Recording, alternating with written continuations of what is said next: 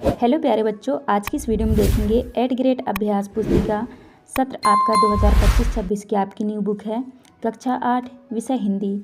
तो प्यारे बच्चों, आपको जो है इस वीडियो में लास्ट तक बने रहना है, जिससे कि आपको सभी प्रश्नों की जो है संपूर्ण सॉल्यूशन आपको मिल सके। तो चलिए आज की इस वीडियो में देखेंगे पाठ 1 से लेके पाठ 24 तक का संपूर्ण सॉल्यूशन आज की एक ही वीडियो में देखेंगे। तो चलिए शुरू करते हैं। तो देखिए, पहला पाठ आता है आपका वर्दे। चलिए क्वेश्चन की ओर चलते हैं। प्रश्न क्रमांक पहले में दिया है बहुविकल्पी प्रश्न, सही उत्तर छांट कर लिखिए। देखिए, प्रश्न क्रमांक पहले में है निम्नलिखित में से किस पंक्ति में अनुप्रास अलंकार है। तो आपका सही उत्तर हो जाएगा सी नंबर लगा दीजिएगा, वर्दे वीणा वादिनी वर्दे। इसके बाद प्रश्न क्रमांक दूसरा में है अमृत पीयूष डैश डैश अमी पर्याय शब्दों में रिक्त स्थान के लिए उपयुक्त पर्यायवाची कौन सा है। तो देखिए, पहले में दिया है सरल, दूसरे में है अमर, तीसरे में शुद्धा और चौथा है गहन। तो दूसरे का आपका राइट आंसर हो जाएगा सी नंबर शुद्धा। इसके बाद आपका नेक्स्ट क्वेश्चन आता है आपका प्रश्न क्रमांक 3। प्रश्न क्रमांक 3 में है वीणा बजाने वाली देवी कौन है। देखिए, लक्ष्मी जी, दुर्गा जी, पार्वती जी या फिर सरस्वती जी। तो आपका राइट आंसर हो जाएगा 3 का आपका राइट आंसर होगा डी नंबर सरस्वती जी। इसके बाद नेक्स्ट क्वेश्चन आता है आपका प्रश्न क्रमांक 4। प्रश्न क्रमांक 4 में है, देखिए प्रश्न क्रमांक 4 में है कवि किसे जगमग करने को कह रहा है। ऑप्शन नंबर पहले में दिया है स्वयं को, दूसरे में है संसार को, तीसरा है घर को और चौथे में है विद्यालय को। तो चौथे का जो है आपका राइट आंसर हो जाएगा बी नंबर संसार को। इसके बाद पाँचवें में है कवि किसके बंधन काटने की बात कह रहा है। देखिए, ऑप्शन नंबर पहले में दिया है हृदय के, पक्षियों के, बादल के या फिर वीणा के। तो पाँचवें का आपको राइट आंसर लगा देना है ए नंबर हृदय के। इसके बाद नेक्स्ट आता है आपका दूसरा क्वेश्चन। देखिए, नेक्स्ट है आपका दिए गए शब्दों में से उचित शब्द चुनकर रिक्त स्थानों की पूर्ति कीजिए। देखिए, यहाँ पे आपको खाली स्थान भरने हैं। तो यहाँ पे ये शब्द दिए गए हैं, इन शब्दों को जो है आपको खाली स्थान में भरना है। प्रश्न क्रमांक 6 में है वर्दे कविता के रचयिता डैश डैश हैं। तो देखिए, वर्दे कविता के रचयिता कौन है। तो आपको उत्तर में लिख देना है सूर्यकांत त्रिपाठी जी। इसके बाद 7वें में है कवि ने भारत में डैश डैश मंत्र भरने की बात कही है। तो देखिए, यहाँ पे आपको लिख देना है अमृत मंत्र भरने की बात कही है। 8वें में है हिंदी कविता को डैश डैश छंद निराला जी की देन है। तो यहाँ पे आपको भर देना है मुक्त। इसके बाद 9वें में है डैश डैश का विलोम शब्द अंधकार है। तो देखिए, अंधकार का विलोम क्या होगा, प्रकाश। तो यहाँ पे आपको लिख देना है प्रकाश। 10वें में है उपमा अलंकार के डैश डैश अंग होते हैं। तो देखिए, उपमा अलंकार के जो है कितने अंग होते हैं, 4। तो यहाँ पे आपको 4 भरना है। इस तरह यहाँ से आपका रिक्त स्थान कंप्लीट होता है। इसके बाद नेक्स्ट आता है आपका अति लघुत्री वाला प्रश्न। क्वेश्चन नंबर 11 में है जलत मंत्र रव से कवि का क्या आशय है। आपको 11 के उत्तर में करना है जलद मंत्र रव से कवि का आशय बादलों की गंभीर ध्वनि से है। 12वें में कविता में कवि कौन सा निर्झर बहाने की बात कह रहा है। 12 के उत्तर में करना है कविता में कवि ज्ञान का ज्योति रूपी निर्झर बहाने की बात कह रहा है। इसके बाद देखिए, प्रश्न क्रमांक 13 में है वर्दे कविता की मुख्य भावना क्या है। आपको 13 के उत्तर में करना है वर्दे कविता की मुख्य भावना अज्ञात के अंधकार को मिटा दें और ज्ञान का प्रकाश भर दें। आप इस तरह 13 के आंसर में करेंगे। नेक्स्ट आता है आपका प्रश्न क्रमांक 14। प्रश्न क्रमांक 14 में है इन शब्दों की वर्तनी शुद्ध करके लिखिए मातृभूमि, निर्झर, प्रकाश और अमृत की। देखिए, मातृभूमि का होता है मातृभूमि, इसके बाद निर्झर की, तो आपको इस तरह से लिखना है निर्झर। तो देखिए, यहाँ पे लिखा है प्रकाश, तो आपको सही तरीके से प्रकाश इस तरह लिखना है। यहाँ पे अमृत, तो आपका इस तरह से आपको शुद्ध करके लिखना है अमृत। इसके बाद देखिए, नेक्स्ट स्टार्ट हो जाता है आपका लघुत्री वाला प्रश्न। क्वेश्चन नंबर 15 में है निम्नलिखित पंक्तियों का भाव स्पष्ट कीजिए। नौ नभ के 9 विहग वीरेंद्र को 9 पर 9 स्वर दे। तो आपको इस पंक्ति का देखिए भावार्थ लिखना है। आपको उत्तर में करना है इस पंक्ति में कवि कह रहा है कि नए आकाश के नए पक्षियों के समूह को नए पंख और नए स्वर दीजिए। आपको इस तरह 15 के आंसर में करना है। नेक्स्ट आता है आपका प्रश्न क्रमांक 16। प्रश्न क्रमांक 16 में है नवजात शिशु के चरण कमल के समान सुंदर हैं। वाक्य में उपमान, साधारण, धर्म एवं वाचक शब्द छांटकर लिखिए। देखिए, उपमेय का अर्थ होता है नवजात शिशु के चरण। तो यहाँ पे आपको वाक्य में उपमेय, उपमान, साधारण, धर्म और वाचक शब्द आपको छांटकर लिखने हैं। देखिए, उपमेय में आपको लिखना है नवजात शिशु के चरण, उपमान में लिखना है आपको कमल, साधारण धर्म में लिखना है सुंदर, वाचक शब्द में लिखना है आपको के समान है। इसके बाद नेक्स्ट आता है आपका प्रश्न क्रमांक 17। प्रश्न क्रमांक 17 में है आकाश के 3 पर्यायवाची शब्द लिखकर उन्हें वाक्यों में प्रयोग कीजिए। तो देखिए, पहला है आसमान, तो आपको वाक्य में प्रयोग करनी है, आसमान में चिड़ियाँ चहचहा रही हैं। दूसरा है गगन, हवाई जहाज गगन में उड़ रहा है। इसके बाद तीसरे में है नभ, नभ का वाक्य में प्रयोग करना है, नभ में काले काले बादल झूम रहे हैं। तो आपको इस तरह से पर्यायवाची शब्दों को वाक्यों में प्रयोग करके आपको लिखनी है। नेक्स्ट आता है आपका प्रश्न क्रमांक 18। प्रश्न क्रमांक 18 में है कविता में अलंकार का उपयोग क्यों किया जाता है, लिखिए। आपको उत्तर में करना है कविता में अलंकार का उपयोग कविता की शोभा बढ़ाने के लिए किया जाता है। जिस प्रकार आभूषण नारी की शोभा बढ़ाते हैं, उसी प्रकार अलंकार कविता की शोभा बढ़ाते हैं। आप इस तरह 18 के आंसर में करेंगे। यहाँ से नेक्स्ट स्टार्ट होता है आपका दीर्घ उत्तरी वाला प्रश्न। प्रश्न क्रमांक 19 में है आप माँ सरस्वती से अपने राष्ट्र के लिए वरदान में क्या क्या मांगना चाहेंगे। तो देखिए, आपको उत्तर में करना है हम माँ सरस्वती से राष्ट्र के लिए निम्न वरदान चाहेंगे। जैसे कि पहला वरदान है प्रत्येक व्यक्ति को ज्ञान का प्रकाश मिले। दूसरे में है सभी गीत और ताल आदि में नवीनता प्राप्त करें। तीसरा है सभी मनुष्यों का कष्ट मधुरता से भरा हो। चौथा पॉइंट है संपूर्ण भारत में स्वतंत्रता की नवीन भावना भर जाए। आप इस तरह 19 के आंसर में करेंगे। नेक्स्ट आता है आपका प्रश्न क्रमांक 20। प्रश्न क्रमांक 20 में है आप अपने विद्यालय में कौन कौन से नए परिवर्तन चाहेंगे और क्यों, विस्तार पूर्वक लिखिए। आपको उत्तर में करना है मैं अपने विद्यालय में आधुनिक तकनीकी का उपयोग, व्यवहारिक शिक्षा, छात्र छात्राओं का विकास, स्वास्थ्य एवं खेल सुविधाएं, पर्यावरण संरक्षण आदि नए परिवर्तन चाहूँगा, क्योंकि इन सभी परिवर्तनों से छात्रों एवं देश का समग्र विकास होगा, जिससे हमारा देश अन्य देशों से आगे बढ़ेगा। आप इस तरह से 20 के आंसर में करेंगे। तो इसके बाद नेक्स्ट आता है आपका पाठ 2। पाठ 2 में है आत्मविश्वास। पहला प्रश्न आता है आपका बहुविकल्पीय प्रश्न। प्रश्न क्रमांक 1 में है आत्मविश्वास का संबंध किससे है। तो यहाँ पे आपको उत्तर में लिखना है आत्मविश्वास का संबंध मन से है। दूसरे में है सामने वाले व्यक्ति की आधी शक्ति खींच लेने की विशेषता किसमें थी। तो आपको उत्तर में लिखना है बाली में। तीसरे में है एकाग्रता को कौन नष्ट कर देती है। तो आपको लिखना है दुविधा। इसके बाद आता है आपका प्रश्न क्रमांक 4। चौथे में कृष्ण ने महाभारत में अपना उपदेश किसे दिया था। तो आपको जो है उत्तर में लिखना है अर्जुन को। तो यहाँ पे आपको लिखना ही है अर्जुन को। पाँचवें में है कसौटी पर कसना मुहावरे का अर्थ है।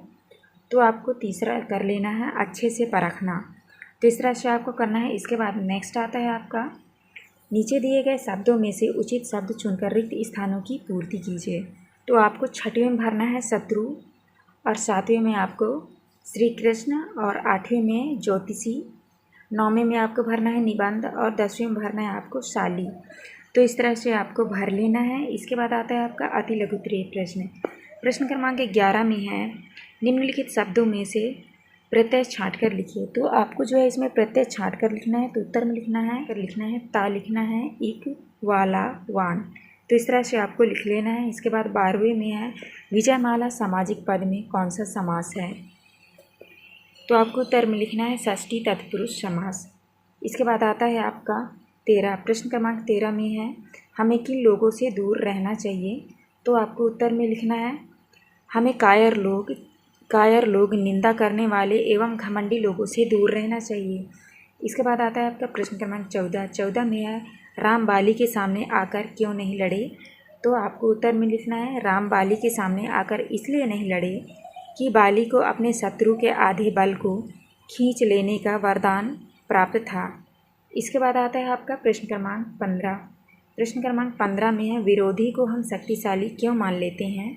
तो आपको उत्तर में लिखना है जब कोई विरोधी हमारे सामने आता है तो हम अपनी आत्महीनता से, कायरता से, संस्कार से, आत्मविश्वास की कमी से विरोधी का और अपना बल तौले बिना ही उसे अपने से शक्तिशाली मान लेते हैं। इसके बाद है आपका प्रश्न क्रमांक 16 में है सफलता की विजय की उन्नति की कुंजी तो अविचल श्रद्धा ही है, इस वाक्य का भाव स्पष्ट कीजिए। तो आपको उत्तर में लिखना है भाव। इस वाक्य का भाव यह है कि यदि हमारे अंदर लक्ष्य के प्रति अटूट विश्वास है तो निश्चय ही हम अपने उद्देश्य में सफल होते हैं, किसी भी चुनौती पर विजय प्राप्त करते हैं। अतः विश्वास ही उन्नति की कुंजी है। तो इस तरह से आपको 16 का उत्तर करना है। इसके बाद आता है आपका प्रश्न क्रमांक 17। प्रश्न क्रमांक 17 में है, लेखक के मित्र के गुणों पर प्रकाश डालते हुए बताइए कि हमें इससे क्या शिक्षा लेनी चाहिए। तो आपको उत्तर में लिखना है, हमें यह शिक्षा मिलती है कि आत्मविश्वास से मानव को मानसिक व आध्यात्मिक शक्ति मिलती है। आत्मविश्वास के बदौलत हम कठिन से कठिन परिस्थितियों का सामना करने में सक्षम होते हैं। इसके बाद आता है आपका प्रश्न क्रमांक 18। प्रश्न क्रमांक 18 में है, किसी भी प्रतियोगी परीक्षा में सफल होने के लिए क्या क्या जरूरी है। तो आपको उत्तर में लिखना है, प्रतियोगी परीक्षाओं में सफलता के लिए दृढ़ इच्छा शक्ति और आत्मविश्वास सबसे ज़रूरी है। इसके बाद आता है आपका प्रश्न क्रमांक 19। उत्तरीय प्रश्न। प्रश्न क्रमांक 19 में है, आत्मविश्वास के बूते पर जीवन में सब कुछ करना संभव है। आत्मविश्वास पाठ के आधार पर किसी महान व्यक्तित्व का उदाहरण देते हुए उक्त कथन को स्पष्ट कीजिए। तो आपको प्रश्न क्रमांक 19 का उत्तर लिखना है, यह आत्मविश्वास के बूते यह बल पर जीवन में सब कुछ करना संभव है। नेताजी सुभाष चंद्र बोस का उदाहरण लीजिए। जब वे ICS की प्रतियोगिता में बैठे तो अंग्रेज परीक्षक ने पूरी तेजी से घूमते हुए बिजली के पंखे की ओर इशारा कर उसे पूछा, क्या इसकी पंखुड़ियाँ गिनी जा सकती? सुभाष बाबू ने झट से पंख बंद कर दिया और बोले, जी हाँ, सुगमता के साथ। यह सुनकर परीक्षक प्रसन्न हो गया। इस आत्मविश्वास के अभाव में यदि वे घबरा जाते और उटपटांग जवाब देते तो परीक्षा में फेल हो जाते। तो इस तरह से आपको उत्तर लिखना है। इसके बाद नेक्स्ट क्वेश्चन आता है आपका प्रश्न क्रमांक 20 में है, गद्यांश को पढ़कर उसका सार अपने शब्दों में लिखिए।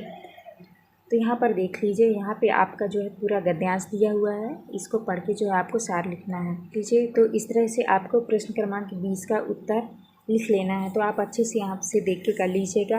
8.3 लिखा है, मध्य प्रदेश की संगीत विरासत का पहला प्रश्न आता है आपका बहुविकल्पीय प्रश्न। यहाँ पे देख लीजिए, पहला प्रश्न आता है आपका, भारतीय संस्कृति की आत्मा किसे कहा गया है। तो पहले में आपका दिया है धन को, स्वास्थ्य को, संगीत को, राजा को। तो आपका राइट आंसर होगा सी नंबर, संगीत को। इसके बाद नेक्स्ट क्वेश्चन आता है आपका, प्रतिदिन शब्द में कौन सा समास है। तो इसमें से आपको सही उत्तर कर देना है अवयवी समास। तो यहाँ पे आपको अवयवी समास लिख लेना है। इसके बाद नेक्स्ट क्वेश्चन आता है आपका तीसरा में है, भारत रत्न लता मंगेशकर का स्वर कोकिला कहा जाता है क्योंकि वे, तो आपको यहाँ पे भर देना है बी नंबर, सुरीली गायिका थी। इसके बाद नेक्स्ट आता है आपका चौथा में है, ध्रुपद गायन के प्रेरणता कौन थे। तो आपका सही उत्तर हो जाएगा ए नंबर, राजा मानसिंह तोमर। तो इस तरह से आपको भर लेना है। इसके बाद नेक्स्ट क्वेश्चन आता है आपका पाँचवें में है, मालवी गीतों को राग दरबारी ढंग से गाने वाले गायक कौन कौन हैं। तो आपको यहाँ पे सही उत्तर हो जाएगा बी नंबर, सिंधराम कोमकली। तो इस तरह से भर लेना है आपको। इसके बाद नेक्स्ट आता है आपका, नीचे दिए गए शब्दों में से उचित शब्द चुनकर रिक्त स्थानों की पूर्ति कीजिए। तो आपको 6वें में तानसेन भर लेना है, 7वें में है आपको तन्मय भर लेना है, और 8वें में देवास, और 9वां में आपको संगीत, और 10वें में जो आपको इक भर लेना है। इसके बाद नेक्स्ट आता है आपका अति लघुत्तरीय प्रश्न। प्रश्न क्रमांक 11 में है, समाधि स्थल और राग रागिनी शब्दों का समास विग्रह कीजिए। तो आपको उत्तर में लिखना है समाधि स्थल, समाधि का समास। दूसरा है राग रागिनी का हो जाएगा राग और रागिनी। तो इस तरह से आपको लिख लेना है। इसके बाद आता है आपका 12वां प्रश्न क्रमांक 12 में है, लता मंगेशकर द्वारा गाए गए किसी एक राष्ट्रभक्ति गीत बोल मुखड़ा लिखिए। तो आपको लिखना है ऐ मेरे वतन के लोगों। इसके बाद आता है आपका प्रश्न क्रमांक 13 में है, बादशाह अकबर ने तानसेन से क्या हट की थी। तो आपको उत्तर में लिखना है, बादशाह अकबर ने अपने दरबार में तानसेन से अपने संगीत का प्रभाव दिखाने का हट किया। तो इस तरह से आपको करना है। इसके बाद आता है आपका प्रश्न क्रमांक 14। प्रश्न क्रमांक 14 में है, उस्ताद अलाउद्दीन खान क्यों प्रसिद्ध हैं। तो आपको उत्तर में लिखना है, मैहर की शारदा भवानी का पुण्य तीर्थ प्रख्यात सरोद वादक उस्ताद अलाउद्दीन खान को पाकर संगीत का तीर्थ हो गया। नेक्स्ट क्वेश्चन आता है आपका, लघुत्तरीय प्रश्न। प्रश्न क्रमांक 15 में किन्हीं 5 वाद्य यंत्रों के नाम लिखिए। उनमें से किसी एक वाद्य यंत्र को बजाने वाले प्रसिद्ध संगीतकार का नाम वाद्य यंत्र के सामने लिखिए। तो आपको लिखना है, पहला है देखिए तबला, उसके सामने लिखना है आपको जाकिर हुसैन। सितार में लिखना है पंडित रविशंकर। शहनाई में लिखना है बिस्मिल्लाह खान और सितार में लिखना है हरि प्रसाद चौरसिया और तबला में लिखना है तलीफ खां। तो इस तरह से आपको करना है। इसके बाद नेक्स्ट आता है आपका प्रश्न क्रमांक 16। प्रश्न क्रमांक 16 में है लता जी को समूचे राष्ट्र की गायिका क्यों कहा जाता है। तो आपको उत्तर में लिखना है उन्होंने हर भाव, धर्म और भाषा के गीतों में अपने स्वरों को संजोया, इसीलिए वे समूचे राष्ट्र की गायिका हैं। तो इस तरह से आपको उत्तर करना है। इसके बाद आता है आपका प्रश्न क्रमांक 17। 17 में है अपने क्षेत्र के किसी एक लोकगीत की 4 पंक्तियाँ लिखिए और यह भी बताइए कि इसे कब गाया जाता है। तो आपको उत्तर में लिखना है सावन लोकगीत। अरे बहना छाई घटा घनघोर, सावन के दिन आ गए, उमड़ उमड़ घन गरजते, अरे बहना ठंडी ठंडी पहल फुहार। तो इस तरह से जो है आपको उत्तर लिखना है। इसके बाद नेक्स्ट आता है आपका प्रश्न क्रमांक 18। प्रश्न क्रमांक 18 में है मध्यकालीन भारत में संगीत का परंपरा कहाँ से प्रारंभ हुई। इस स्थान पर संगीत से जुड़ा कौन सा आयोजन होता है। तो आपको उत्तर में लिखना है मध्यकालीन भारत में संगीत की अनूठी परंपरा रही है। यह परंपरा ग्वालियर घराने से प्रारंभ हुई। ग्वालियर में अखिल भारतीय तानसेन समारोह का 3 दिवसीय आयोजन किया जाता है। इसके बाद आता है आपका दीर्घ उत्तरीय प्रश्न। प्रश्न क्रमांक 19 में है मानव जीवन से संगीत कैसे जुड़ा है, अपने शब्दों में लिखिए। तो इसको जो है आप अपने से भी लिख सकते हैं। तो इसका उत्तर देख लीजिए, यहाँ पे आप इस तरह से लिख लीजिएगा। ऋषि मुनियों और साधकों की हजारों वर्षों की तपस्या एवं परिश्रम का प्रतिफल है। संगीत कहा जाता है कि जिस समाज में कला का स्थान नहीं होता वह समाज भी प्राणहीन हो जाता है। जिस समाज में कुमार गंधर्व जैसे संगीत प्रेमी पैदा हो जाते हैं वहाँ देश धन्य हो जाता है। कुमार गंधर्व का वास्तविक नाम सिंधराम कोमकली था। अपने पंडित B.R. देवधर से संगीत की शिक्षा प्राप्त की। 7 वर्ष की अल्प आयु में ही वे बाल गायक के रूप में विख्यात थे। तो इस तरह से आपको 19 का उत्तर करना है। इसके बाद आता है आपका प्रश्न क्रमांक 20। प्रश्न क्रमांक 20 में है आप अपनी पसंद के किसी एक संगीतकार के बारे में कम से कम 10 पंक्तियाँ लिखिए। तो आपको उत्तर में लिखना है स्वर कोकिला लता मंगेशकर। आपको जो संगीतकार पसंद है आप उसके बारे में लिख सकते हैं। यहाँ पे हमने लिखा है स्वर कोकिला लता मंगेशकर के बारे में। पहला है इनका जन्म मध्य प्रदेश के इंदौर नगर में 1947 में हुआ। दूसरा है उन्होंने हर भाव, धर्म और भाषा के गीतों में अपने स्वरों को संजोया है। तीसरे में है इन्हें समूचे राष्ट्र की गायिका कहते हैं। चौथा है इनके गले में सरस्वती स्वयं विराजमान थीं। 5वें में है वे अपनी दिनचर्या के प्रति सदैव सचेत रहती हैं। 6वें में है इनकी इच्छा शक्ति ही उनकी सफलता का मूल मंत्र है। 7वां था लता जी को देश के सर्वोच्च नागरिक सम्मान भारत रत्न से सम्मानित किया गया है। तो इस तरह से आपको जो है लिख लेना है। इसके बाद आता है आपका पाठ 4। पाठ 4 में है अपराजिता। तो यहाँ पे आपकी निर्देश दिए हैं, आप पढ़ लीजिएगा।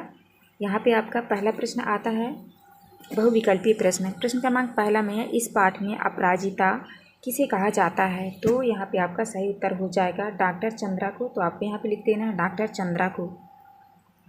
दूसरा है अपराजिता पाठ किस विधा में है। तो आपको जो है उत्तर में लिख देना है संस्मरण। तो यहाँ पे आपको उत्तर में भी लिख देना है संस्मरण। इसके बाद नेक्स्ट आता है आपका प्रश्न क्रमांक 3। प्रश्न क्रमांक 3 में है डॉक्टर चंद्रा की सफलता में सबसे बड़ा सहयोग किसका था। तो आपका सही उत्तर हो जाएगा B नंबर उनकी जननी का।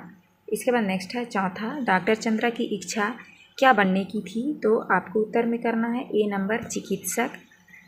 5वें में है वह कमज़ोर है परंतु साहसी है, खाली जगह पर कौन सा उचित शब्द रखने पर यह संयुक्त वाक्य बनेगा। तो यहाँ पे आपको भर देना है परंतु। इसके बाद नेक्स्ट आता है आपका खाली स्थान वाले क्वेश्चन। तो आपको पहले में भरना है। 6वें में है लेखिका शिवानी का मूल नाम गौरा पंत। तो यहाँ पे आपको गौरा पंत लिखना है। और 7वें में आपको जो है लखनऊ भरना है। और 8वें में है माइक्रोबायोलॉजी भरना है आपको। 9वां में जो है आपको 20 में आदि बोधक भरना है और 10वीं में है आपको परीक्षा ध्यान भरना है। तो इस तरह से आपको भर लेना है। इसके बाद नेक्स्ट क्वेश्चन आता है आपका अति लघुत्तरीय प्रश्न। प्रश्न क्रमांक 11 में है पाठकीय लेखिका ने अपनी पंक्तियों से किसे प्रेरणा लेने को कहा। तो आपको उत्तर में लिखना है लेखिका अपनी पंक्तियों के माध्यम से उन व्यक्तियों को प्रेरणा देना चाहती है जिनकी भुजा करने पर उनका साहस थम गया है। इसके बाद नेक्स्ट आता है आपका प्रश्न क्रमांक 12। प्रश्न क्रमांक 12 में है डॉक्टर चंद्रा के व्यक्तित्व को एक शब्द या एक वाक्य में व्यक्त कीजिए। तो आपको उत्तर में लिखना है अपराजिता, जिन्होंने कभी हार नहीं मानी। तो इस तरह से आपको करना है। इसके बाद आता है आपका प्रश्न क्रमांक 13। प्रश्न क्रमांक 13 में है रचना के आधार पर वाक्य के प्रकार लिखिए। तो आपको रचना के आधार पर वाक्य के 3 प्रकार आपको लिखना है। पहला है साधारण या सरल वाक्य, दूसरे में है मिश्रित वाक्य और तीसरा है संयुक्त वाक्य। तो इस तरह से आपको करना है। इसके बाद नेक्स्ट क्वेश्चन आता है आपका प्रश्न क्रमांक 14। प्रश्न क्रमांक 14 में है डॉक्टर चंद्रा की माँ श्रीमती सुब्रमण्यम के किस गुण से आप प्रभावित हैं। तो आपको उत्तर में लिखना है उन्होंने अपने सुख को त्याग कर अपनी पुत्री के सपनों को सच में बदला। इस गुण ने मुझे प्रभावित किया। इसके बाद आता है आपका लघुत्तरीय प्रश्न। प्रश्न क्रमांक 15 में है अपराजिता पाठ की लेखिका ने लड़की को देवांगना क्यों कहा है। तो आपको उत्तर में लिखना है क्योंकि विकलांग होने के बावजूद भी उनमें धैर्य साहस था। इसके बाद आता है आपका प्रश्न क्रमांक 16। प्रश्न क्रमांक 16 में है साहसी जननी किसे कहा गया है और क्यों। तो आपको उत्तर में लिखना है साहसी जननी डॉक्टर चंद्रा की माता सुब्रमण्यम को कहा गया है क्योंकि 25 वर्ष तक उन्होंने कठिन साधना की थी। इसके बाद आता है आपका 17। प्रश्न क्रमांक 17 में है इस पाठ का शीर्षक अपराजिता क्यों कहा गया है।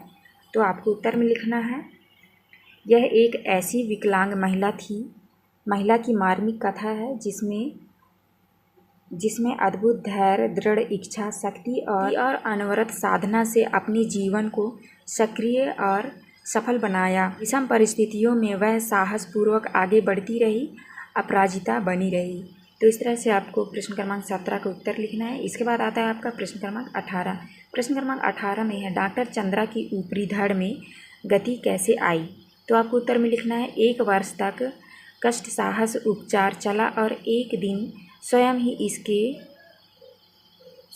इसके ऊपरी धड़ में गति आ गई। तो इस तरह से आपको करना है। इसके बाद आता है आपका दीर्घ उत्तरीय प्रश्न। प्रश्न क्रमांक 19 में है 25 वर्ष तक इस सहिष्णु महिला ने पुत्री के साथ साथ कैसी कठिन साधना की। इस वाक्य में लेखिका ने किसके जीवन को कठिन साधना कहा है और क्यों। तो आपको उत्तर में लिखना है डॉक्टर चंद्रा और उनकी अद्भुत साहसी जननी टी सुब्रमण्यम को 25 वर्ष तक इस सहिष्णु महिला ने पुत्री के साथ साथ कठिन साधना की। इस साधना का सुखद अंत हुआ 1976 में जब चंद्रा को डॉक्टर मिली माइक्रोबायोलॉजी में अपंग स्त्री पुरुषों में इस विषय में डॉक्टर पाने वाली चंद्रा प्रथम भारतीय है। जब इसे सामान्य ज्वर के चौथे दिन परीक्षालय हुआ तो गर्दन के नीचे इसका स्वार्ग अचल हो गया। बड़े बड़े डॉक्टरों ने कहा यह कभी रोग मुक्त नहीं हो पाएंगी। इस तरह से हमें आपका दिया है भक्ति के पद। पहला प्रश्न आता है आपका बहुविकल्पीय प्रश्न। प्रश्न क्रमांक पहला में है मात्रिक छंद दोहा में पहले तीसरे दूसरे और चौथे चरण विषम और सम चरणों में कितनी कितनी मात्राएं होती हैं। तो आपका सही उत्तर हो जाएगा ए नंबर। यहाँ पे आपको उत्तर में लिख लेना है 13, 11। दूसरा आता है चरणवार मात्राओं की दृष्टि से दोहा का विपरीत छंद कौन सा है। उत्तर हो जाएगा आपका सोरठा। इसके बाद नेक्स्ट आता है आपका तीसरा में है श्री राम की भक्ति करने वाले इनमें से मुख्य कवि कौन है। तो उत्तर हो जाएगा आपका सी नंबर तुलसीदास जी। चौथे में है इनमें से कमल का पर्यायवाची कौन सा है। उत्तर हो जाएगा आपका पंकज। इसके बाद नेक्स्ट क्वेश्चन आता है आपका पांचवा में है इनमें से शुद्ध वर्तनी वाला शब्द कौन सा है। तो आपका सही उत्तर हो जाएगा वाल्मीकि। इसके बाद नेक्स्ट क्वेश्चन आता है आपका रिक्त स्थान वाले प्रश्न। तो पहले में जो है आपको यहाँ पे भरना है श्री कृष्ण, दूसरे में भरना है आपको श्री राम और 8वें में भरना है आपको तुलसीदास, 9वें क्वेश्चन में आपको भरना है सूरदास और 10वें में भरना है आपको प्यासा। इसके बाद आता है आपका अति लघुत्तरीय प्रश्न। प्रश्न क्रमांक 11 में है अधगम का उद्धारक किसे कहा गया है, तो आपका उत्तर हो जाएगा अधगम का उद्धारक भगवान श्री राम को कहा गया है। 12 में है प्रभु जी तुम घन वन हम मोरा, पंक्ति में घन का अर्थ क्या है, उत्तर हो जाएगा इस पंक्ति में घन का अर्थ बादल है। नेक्स्ट क्वेश्चन है आपका 13 नंबर। 13 में है गिरधर नागर किसे कहा गया है, उत्तर हो जाएगा गिरधर नागर भगवान श्री कृष्ण को कहा गया है। प्रश्न क्रमांक 14 में है मात्राओं की गणना कर बताइए यह कौन सा छंद है, तो आपका जो उत्तर है यहाँ से कर लीजिएगा, लिखा है मात्रिक छंद। इसके बाद नेक्स्ट क्वेश्चन आता है आपका लघुत्तरीय प्रश्न। प्रश्न क्रमांक 15 में रैदास जी की भक्ति किस भाव की है, उदाहरण देकर लिखिए। तो आपको जो है प्रश्न क्रमांक 15 का उत्तर यहाँ से देख के कर लेना है। इसके बाद नेक्स्ट क्वेश्चन आता है आपका प्रश्न क्रमांक 16 में है जिस प्रकार सूरदास जी ने मन की तुलना जहाज के पंछी से की है, उसी प्रकार आप मन की तुलना किससे करना चाहेंगे और क्यों। तो यहाँ से आपको प्रश्न क्रमांक 16 का उत्तर कर लेना है। इसके बाद नेक्स्ट क्वेश्चन आता है आपका 17 में है अहल्या का उद्धार कैसे हुआ। तो ये रहा आपका प्रश्न क्रमांक 17 का उत्तर, आप यहाँ से कर लीजिएगा। इसका बचा हुआ आधा उत्तर जो है यहाँ है, तो आप यहाँ से कर लीजिएगा। इसके बाद नेक्स्ट क्वेश्चन आता है आपका प्रश्न क्रमांक 18। ये आपका प्रश्न क्रमांक 18, तो ये प्रश्न क्रमांक 18 का उत्तर आप यहाँ से कर लीजिएगा। इसके बाद नेक्स्ट आता है आपका दीर्घ उत्तरीय प्रश्न। प्रश्न क्रमांक 19 में रैदास को किसके नाम की रट लगी है और वे इस आदत को क्यों नहीं छोड़ पा रहे हैं। तो आपको जो है प्रश्न क्रमांक 19 का उत्तर यहाँ से देख के कर लेना है। इसके बाद नेक्स्ट क्वेश्चन आता है आपका प्रश्न क्रमांक 20 में भक्ति काल के प्रमुख कवि कौन कौन हैं, उनमें से किसी एक के बारे में 5 पंक्तियाँ लिखिए। तो आपको जो है प्रश्न क्रमांक 20 का उत्तर यहाँ से देख के कर लेना है। तो इस तरह से आप कर लीजिएगा। इसके बाद नेक्स्ट पार्ट आता है आपका पार्ट 7 में है भेड़ाघाट। पहला क्वेश्चन आता है आपका भेड़ाघाट में कौन सी नदी बहती है, तो आपका जो है उत्तर हो जाएगा बी नंबर नर्मदा। दूसरे में है लोक मान्यता के अनुसार भेड़ाघाट में तपस्या करने वाले ऋषि कौन हैं, तो आपका उत्तर हो जाएगा ए नंबर भृगु। तीसरे क्वेश्चन में है नर्मदा नदी का उद्गम कहाँ से हुआ, उत्तर हो जाएगा अमरकंटक से। इसके बाद नेक्स्ट आता है आपका चौथा नंबर। चौथा में सही वर्तनी वाला शब्द कौन सा है, तो आपका उत्तर हो जाएगा बी नंबर प्रपात। इसके बाद आता है आपका पाँचवा में है उन्होंने जन्म लेते ही भेड़ाघाट देखा है और भेड़ाघाट देखते देखते ही मिट जाएंगे, लेखक ने यह बात किसके बारे में कही है, तो आपका उत्तर हो जाएगा सी नंबर मछलियों व मगरमच्छों के लिए। इसके बाद नेक्स्ट क्वेश्चन आता है आपका रिक्त स्थानों वाले। तो आपको जो है प्रश्न क्रमांक 6 में नर्मदा नदी की लंबाई, तो आपको यहाँ पे 800 भरना है। प्रश्न क्रमांक 7 में आपको नर्मदा भरना है और 8 में तपस्वी। इसके बाद नेक्स्ट आता है आपका 9वां। प्रश्न क्रमांक 9वां में आपको भरना है, आपको धर भरना है।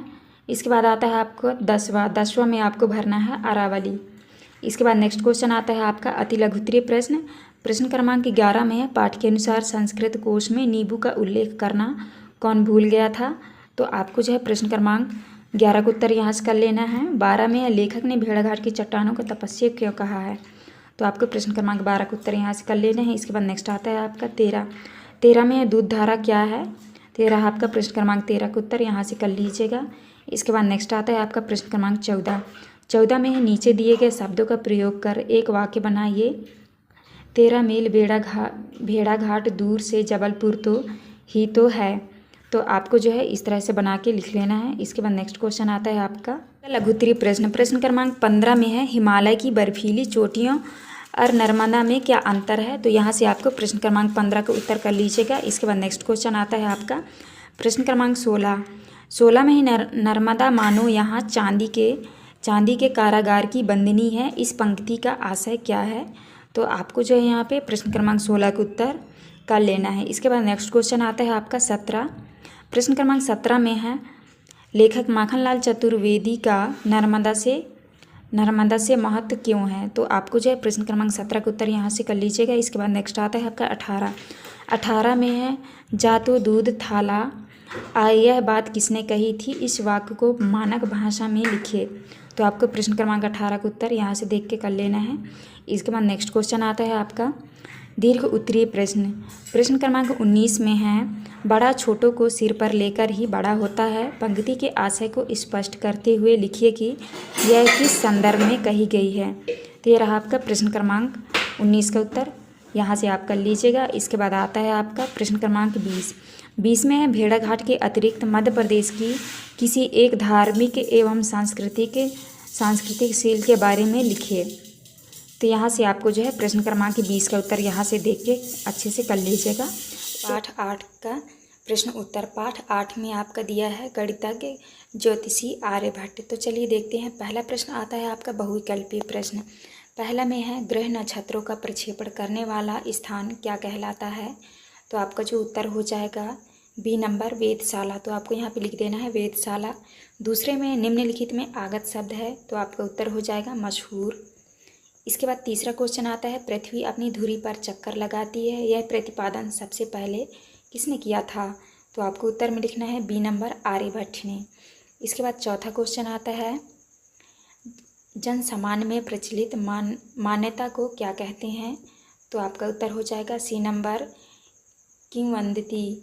इसके बाद है पांचवा वैज्ञानिक शब्द में किस प्रत्यय का प्रयोग हुआ। तो आपका जो उत्तर हो जाएगा यहाँ पे लिखना है इक। इसके बाद नेक्स्ट क्वेश्चन है आपका रिक्त स्थानों वाले प्रश्न।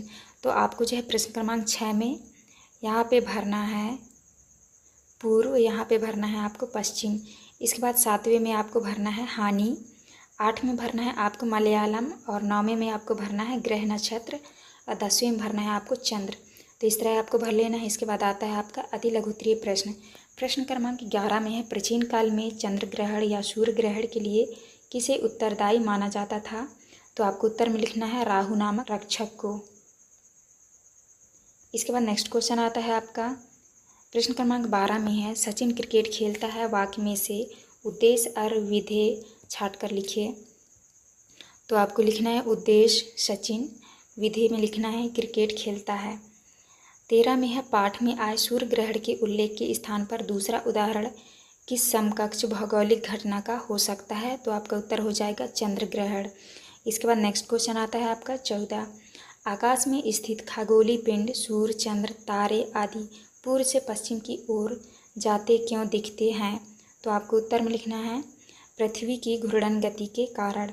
इसके बाद आता है आपका लघुत्तरीय प्रश्न। प्रश्न क्रमांक 15 में है आर्यभट्ट ग्रंथ के बारे में कैसे पता चला था। तो आपको जो है प्रश्न क्रमांक 15 का उत्तर यहाँ से देख के कर लेना है। इसके बाद नेक्स्ट क्वेश्चन आता है आपका प्रश्न क्रमांक 16 में है ग्रहण के बारे में प्रचलित लोक विश्वासों के बारे में लिखिए। तो आपको प्रश्न क्रमांक 16 का उत्तर लिखना है राहु नाम का राक्षस सूर्य को निगल जाता है तब ग्रहण लगता है। इसके बाद आता है आपका 17 में आप किसी तेज चलती बस में बैठे हैं तब आपको खिड़की से बाहर की वस्तुएं पीछे भागती क्यों दिखाई देती हैं। तो आपको उत्तर में लिखना है। तो आपको जो है प्रश्न क्रमांक 17 का उत्तर यहाँ से देख के कर लीजिएगा। इसके बाद नेक्स्ट क्वेश्चन आता है 18 में है विज्ञान के विभिन्न क्षेत्रों में प्राचीन भारत की देन के बारे में लिखिए।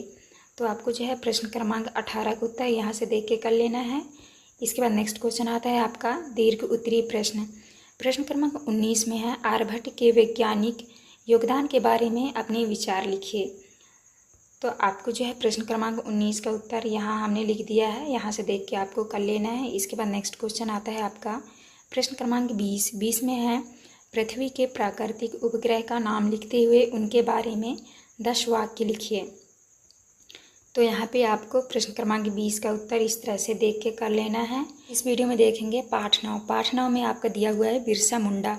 तो चलिए देखते हैं। पहला प्रश्न आता है आपका मुंडा भाषा में सिंह का अर्थ क्या है। तो आपका जो उत्तर हो जाएगा बी नंबर सूर्य। दूसरा क्वेश्चन है सत्याग्रह शब्द का सही संधि विच्छेद है। तो आपका सही उत्तर हो जाएगा बी नंबर सत्य प्लस आग्रह। इसके बाद तीसरा आता है चेचक फैलाने पर ग्रामवासियों को बिरसा मुंडा के विरुद्ध किसने भड़काया था। तो आपका उत्तर हो जाएगा सी नंबर ओझाओं ने। इसके बाद आता है आपका चौथा में जनजातियों के प्रमुख हथियार हैं। तो आपका उत्तर हो जाएगा डी नंबर भाला तीर कमान। पाँचवें में है अदालत द्वारा जारी आज्ञा पत्र कहलाता है, तो आपका हो जाएगा सी नंबर वारंट। इसके बाद नेक्स्ट क्वेश्चन आता है आपका रिक्त स्थानों वाले प्रश्न। तो आपको प्रश्न क्रमांक 5वें में जो है आपको भरना है 1857 और ये आपका 6वां है। 7वें में आपको भरना है आलोचना और 8वें नंबर में आपको भरना है समाज और 9वां में भरना है आपको दिगु और 10 में भरना है हकीम। तो इस तरह आपको भर लेना है। इसके बाद नेक्स्ट क्वेश्चन आता है आपका 11। प्रश्न क्रमांक 11 में है उपचार के लिए बिरसा मुंडा जड़ी बूटियों के उपयोग के साथ साथ क्या बताया करते थे। तो आपको उत्तर में लिखना है उपचार के लिए बिरसा मुंडा जड़ी बूटियों के उपयोग के साथ साथ स्वास्थ्य हेतु लाभदायक सलाह दिया करते थे। 12 में है तन्मय शब्द का संधि विच्छेद कीजिए। तो आपको लिखना है, तो आपको जो है इस तरह से आपको संधि विच्छेद लिखना है। इसके बाद नेक्स्ट आता है आपका प्रश्न क्रमांक 13। बिरसा ने चाईबासा के मिशन स्कूल को क्यों छोड़ा। तो उत्तर में लिखना है क्योंकि बिरसा को चाईबासा के स्कूल में दास्ता का अनुभव हुआ जो उन्हें पसंद नहीं था। 14 में है बिरसा मुंडा के आंदोलन को आप किस रूप में देखते हैं। उत्तर में लिखना है यह आंदोलन अन्याय और शोषण के विरुद्ध था। इसके बाद नेक्स्ट क्वेश्चन आता है आपका लघुत्तरीय प्रश्न। प्रश्न क्रमांक 15 में है मुंडा जनजाति के लोग बिरसा को अवतार क्यों मानते थे। तो उत्तर में लिखना है क्योंकि बिरसा उपचार करने के साथ साथ मुंडा जनजाति को अच्छे उपदेश दिया करते थे। इसके बाद आता है आपका प्रश्न क्रमांक 16। 16 में है इन शब्दों में उचित उपसर्ग जोड़कर इनके विलोम शब्द बनाइए। विश्वास, मान, आदर, देश। तो इस तरह से जो है आपको लिख लेना है। इसके बाद नेक्स्ट आता है आपका प्रश्न क्रमांक 17। 17 में है बिरसा मुंडा ने किस उद्देश्य से अपना आंदोलन आरंभ किया था। तो आपको प्रश्न क्रमांक 17 का उत्तर यहाँ से देख के कर लेना है। इसके बाद नेक्स्ट आता है आपका प्रश्न क्रमांक 18। 18 में मुंडा आंदोलन पर प्रथम स्वतंत्रता संग्राम आंदोलन का क्या प्रभाव पड़ा था। तो आपको जो है प्रश्न क्रमांक 18 का उत्तर यहाँ से देख के अच्छे से कर लेना है। इसके बाद जो है नेक्स्ट क्वेश्चन आता है आपका दीर्घ उत्तरीय प्रश्न। प्रश्न क्रमांक 19 में है अंग्रेजों द्वारा भारतीयों पर किए गए अन्याय और अत्याचार का वर्णन कीजिए। तो आपको प्रश्न क्रमांक 19 का उत्तर यहाँ से देख के अच्छे से कर लीजिएगा। इसके बाद जो है नेक्स्ट क्वेश्चन आता है आपका प्रश्न क्रमांक 20। 20 में है बिरसा मुंडा के तत्कालीन सामाजिक परिवेश का वर्णन कीजिए। तो आपको जो है बिरसा मुंडा के बारे में यहाँ से देख के आपको लिख लेना है। तो देखेंगे पाठ 11। पाठ 11 में है गिरधर की कुंडलियाँ। तो चलिए क्वेश्चन की ओर चलते हैं। पहला क्वेश्चन आता है आपका बहुविकल्पी प्रश्न। प्रश्न क्रमांक पहले में है कुंडलियाँ छंद बनता है। तो आपका उत्तर हो जाएगा बी नंबर दोहा और रोला से। इसके बाद नेक्स्ट है दूसरे में है अनुस्वर युक्त सही वर्तनी वाला शब्द है। तो आपका उत्तर हो जाएगा ए नंबर चांदी। तो आपको इस तरह चांदी कर देना है। तीसरे में है व्यवहार में विनम्रता कैसे आती है। तो आपको उत्तर में करना है ए नंबर मीठी वाणी से। तो यहाँ पे आपका वाणी हो जाएगा। तो आप इस तरह कर लीजिएगा। इसके बाद नेक्स्ट क्वेश्चन आता है आपका चौथे में है कोयल में कौन सी विशेषता नहीं होती। तो आपको उत्तर में करना है सी नंबर कर्कशता। इसके बाद पाँचवें में है दिए गए छंद के प्रत्येक चरण में मात्राओं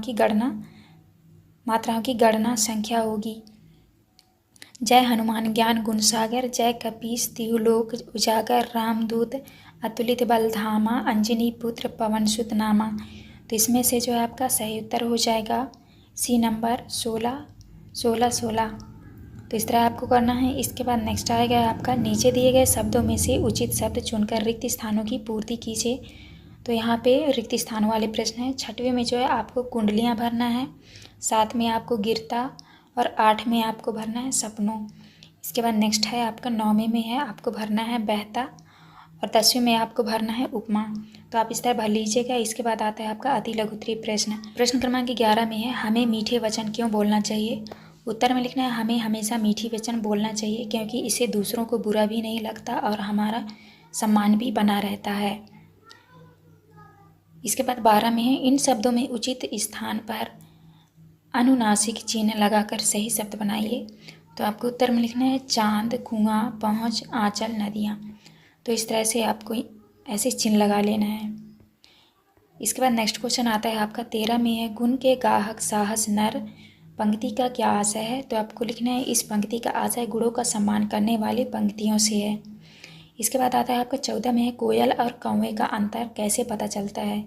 आपको उत्तर में लिखना है कौवा और कोयल में उनकी वाणी के आधार पर अंतर किया गया है। इसके बाद नेक्स्ट आता है आपका लघु उत्तरीय प्रश्न। 15 में है कोयल की प्रशंसा क्यों की जाती है। आपको उत्तर में लिखना है कोयल की प्रशंसा मीठी वाणी के कारण की जाती है। नेक्स्ट है आपका 16 में है कुंडलियाँ छंद की क्या विशेषता है। तो आपको 16 का उत्तर लिखना है रोला और दोहा से मिलकर कुंडलियाँ छंद बनता है। इसमें दोहा का अंतिम चरण रोला का प्रथम चरण होता है। इसके बाद नेक्स्ट है आपका 17 में है आपको अचानक बहुत सारा धन मिल जाए तो आप कैसे व्यवहार करेंगे। तो आपको उत्तर में लिखना है धन पाकर हम अभिमान नहीं करेंगे क्योंकि धन की गति चंचल होती है, यह कोई एक जगह नहीं टिकता। आज हमारे पास है तो कल किसी और के पास है। इसके बाद आता है आपका 18 में है आप ऐसी कौन सी बात को भूलना चाहेंगे जो आपको अच्छी नहीं लगी हो। आपको उत्तर में करना है हम बीती हुई बुरी बातों को भूलना चाहेंगे जो हमें अच्छी ना लगी हो क्योंकि उन्हें याद रखने से कोई लाभ नहीं होता है। इसके बाद आता है आपका दीर्घ उत्तरीय प्रश्न। प्रश्न क्रमांक 19 में है गिरधर की कुंडलियाँ लोक व्यवहार में कितनी उपयोगी हैं। तो आपको उत्तर में करना है गिरधर की कुंडलियाँ लोक व्यवहार में अति उपयोगी हैं। पंक्तियों के माध्यम से गिरधर संसार को एक परोपकार संदेश दिया है। गिरधर जी कहते हैं कि धन का कभी अभिमान नहीं करना चाहिए क्योंकि यह चंचल होता है और इसी तरह कई सारे उदाहरण देकर गिरधर संसार को एक नई सीख देने का प्रयास करते हैं। इसके बाद नेक्स्ट है आपका प्रश्न क्रमांक 20 में है आप अपने जीवन में किस व्यक्ति से प्रभावित हुए हैं उनके गुणों के बारे में विस्तार से लिखिए। आपको उत्तर में लिखना है मैं अपने जीवन में अपने हिंदी के शिक्षक की मोहनदास जी से बहुत प्रभावित हुआ हूँ क्योंकि वे एक आदर्शवादी साहसी सहनशील और संस्कारवादी व्यक्ति हैं। उन्होंने हर समय एक अच्छा व्यक्ति बनने में मेरी सहायता की है। आपको इस तरह करना है। आज के वीडियो में देखेंगे पाठ 12 में है याचक और दाता।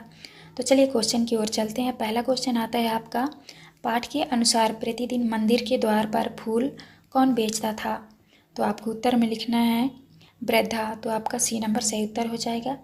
इसके बाद नेक्स्ट क्वेश्चन है दूसरे में याचक और दाता कहानी में वास्तविक याचक किसे माना गया है। तो आपका उत्तर हो जाएगा बी नंबर सेठ जी को। तीसरे में होश में आने के बाद मोहन की स्थिति क्यों बिगड़ने लगी थी। तो आपको उत्तर में करना है वृद्धा माँ को न देखकर। इसके बाद नेक्स्ट क्वेश्चन आता है आपका चौथे में है मोहन के पूर्ण स्वस्थ होने में कौन सी बात प्रमुख थी। तो आपको उत्तर में करना है ममता। इसके बाद पाँचवें में है ममता में ता के स्थान पर तत्व प्रत्यय लगने से क्या शब्द बनेगा। तो आपको उत्तर में लिखना है महत्व। तो यहाँ पे आपको महत्व लिख देना है। इसके बाद आता है आपका नीचे दिए गए शब्दों में से उचित शब्द चुनकर रिक्त स्थानों की पूर्ति कीजिए। तो आपके खाली स्थान वाले प्रश्न हैं। तो यहाँ पे आपको 6 में भरना है आपको रविंद्रनाथ ठाकुर, 7 में भरना है आपको नीरू। इसके बाद नेक्स्ट क्वेश्चन आता है आपका 8 में भरना है आपको औषधि और 9 में भरना है आपको याचक और 10 में भी आपको भरना है याचक। तो आप इस तरह भर लीजिएगा। इसके बाद नेक्स्ट क्वेश्चन आता है आपका अति लघु उत्तरीय प्रश्न। प्रश्न क्रमांक 11 में है मेरा बच्चा बहुत बीमार है। वाक्य में उदाहरण चिन्ह लगाकर फिर से लिखिए। तो आपको उत्तर में लिखना है मेरा बच्चा बहुत बीमार है। तो आपको जो है इस तरह से इस साइड में चिन्ह लगे इस तरह लगा देना है। इसके बाद 12 में है वृद्धा माँ पैसों की बचत क्यों करने लगी थी। तो आपको उत्तर में लिखना है बच्चों के सुखद भविष्य को बुन रही थी। वह उसे अच्छा खिलौना पहनाना और प्रसन्न देखना चाहती थी। 13 में है वृद्ध माँ को किस बात की आशंका थी। आपको उत्तर में लिखना है हांडी में अधिक धन हो जाने के कारण तथा चोरी हो जाने की आशंका में थी। इसके बाद 13 में है मोहन सेठ जी का पुत्र है, इस बात का पता कैसे चला। उत्तर है बालक की जांघ पर लाल रंग का चिन्ह पहचान कर। 15 में है सेठ जी के हाथ पांव फूलने लगे। वाक्य में रेखांकित वाक्यांश का अर्थ क्या है। तो आपको अर्थ में लिखना है अर्थ डर जाना या घबरा जाना। इसके बाद 16 में है इन शब्दों की वर्तनी शुद्ध करके लिखिए।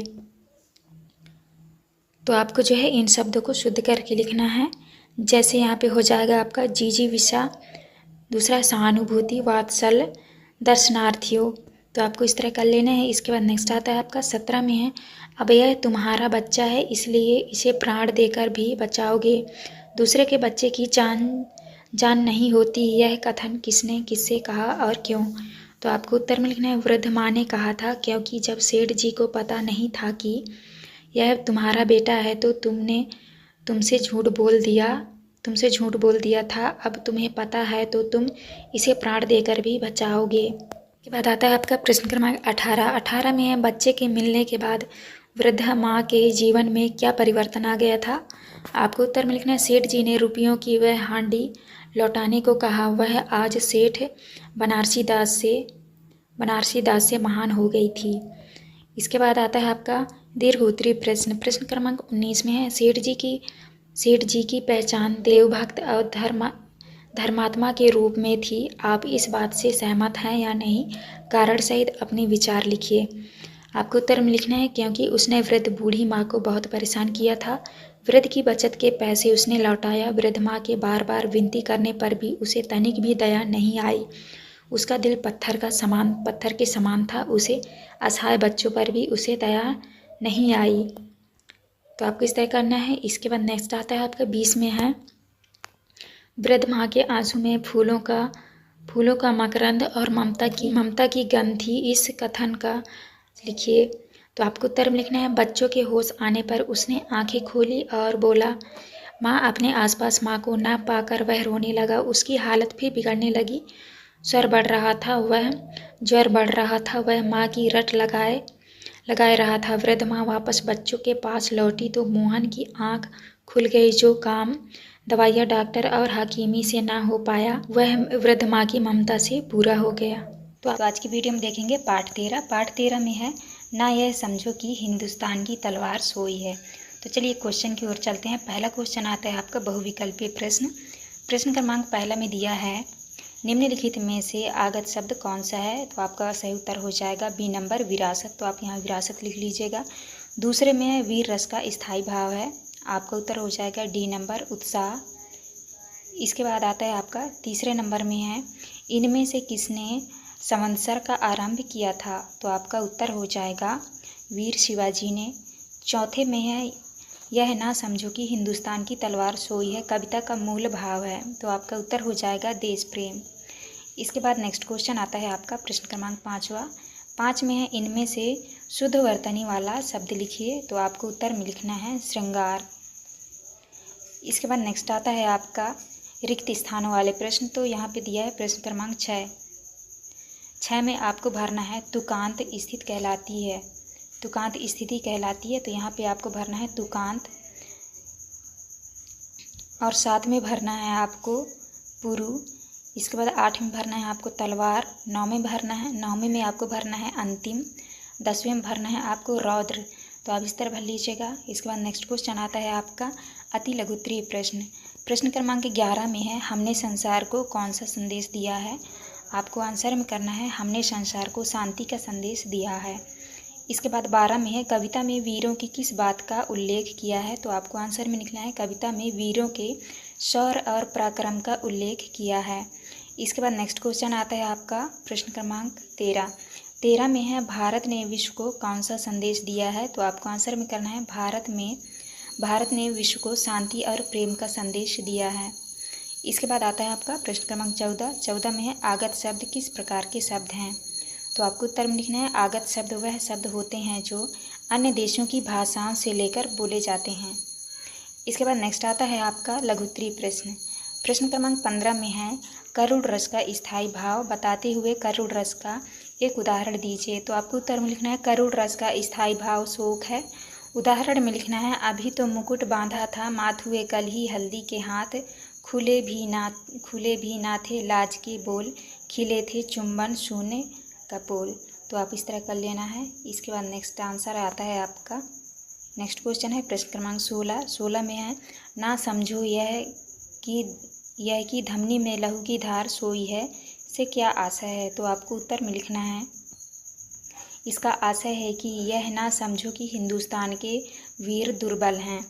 इसके बाद आता है आपका प्रश्न क्रमांक 17 में दिया है, शांति का संदेही हमने सदा जग को कथन से कवि का क्या आशय है। आपको उत्तर में करना है कवि का आशय है कि भारत देश ने विश्व को शांति का संदेश दिया है, परंतु इसका मतलब यह नहीं कि हम हमेशा शांत ही रहेंगे। ईंट का जवाब पत्थर से देना भी जानते हैं। इसके बाद नेक्स्ट आता है आपका प्रश्न क्रमांक 18 में हमारे मन में प्रलय की आग कब उठ सकती है और क्यों। तो आपको उत्तर में लिखना है यदि हमारे देश को कोई थोड़ी सी भी हानि पहुंचाए अथवा फिर युद्ध की बात कहे तो हमारे मन में प्रलय की आग उठती है। इसके बाद नेक्स्ट आता है आपका दीर्घोत्तरीय प्रश्न क्रमांक 19 में है हमारे देश पर यदि कोई देश आक्रमण करे तो ऐसी स्थिति में हमारे कर्तव्य क्या होंगे। तो आपको आंसर में लिखना है हमारे देश पर यदि कोई देश आक्रमण करे तो ऐसी स्थिति में हमें भारत की रक्षा करनी चाहिए, क्योंकि हम इस देश के निवासी हैं और हमारा यह कर्तव्य है कि हम असंभव स्थिति में भी भारत की रक्षा करें। तीसरा आप कर लीजिएगा। इसके बाद नेक्स्ट आता है आपका प्रश्न क्रमांक 20 में है दिया है शांति का संदेश डैश डैश लाचार सोई है पद का क्या आशय है। तो आपको उत्तर में लिखना है इस पंक्ति का आशय है कि भारत ने सदैव विश्व को शांति का संदेश दिया है, परंतु इसका यह मतलब नहीं है कि हम हमेशा शांत ही रहें। हमारे देश में शांति के साथ साथ बहुत से वीर भी हैं तथा इसका मतलब ये भी नहीं है कि हम नारियों के ऊपर हो रहे अत्याचार को सह सकते हैं, अर्थात भारत में वीरों की कमी नहीं है। तो आपको इस तरह करना है। यह पाठ 14 में है नव संवत्सर। तो चलिए क्वेश्चन की ओर चलते हैं। पहला क्वेश्चन आता है आपका बहुविकल्पीय प्रश्न क्रमांक पहले में है यहाँ तो घना अंधेरा है वाक्य में विशेष है, तो आपका उत्तर हो जाएगा बी नंबर घना। दूसरे में है ईस्वी सन 2024 में विक्रम संवत होगा, तो आपका सही उत्तर हो जाएगा बी नंबर।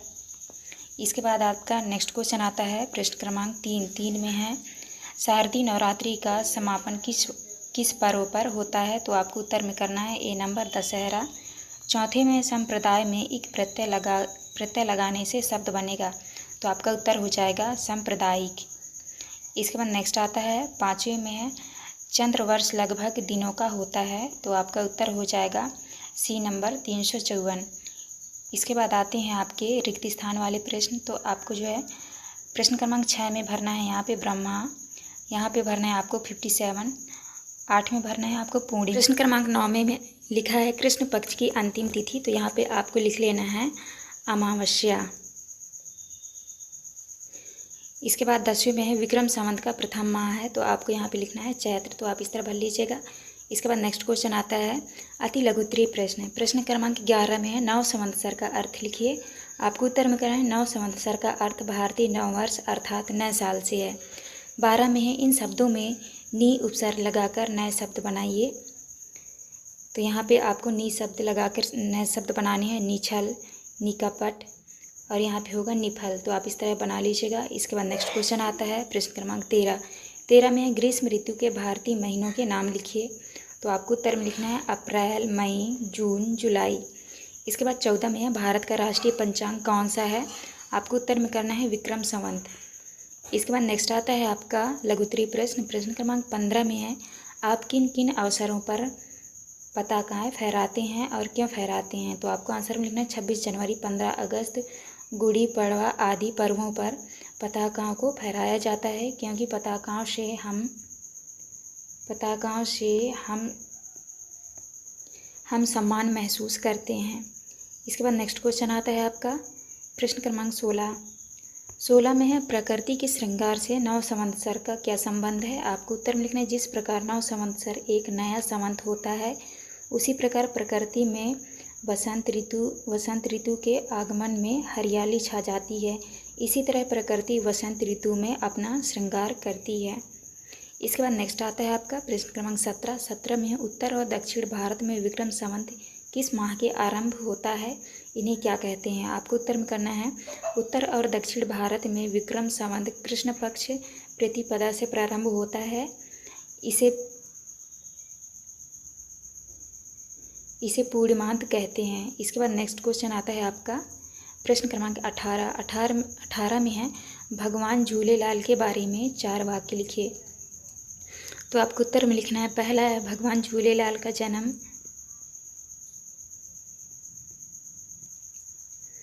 झूलेलाल का जन्म 1007 को हुआ था।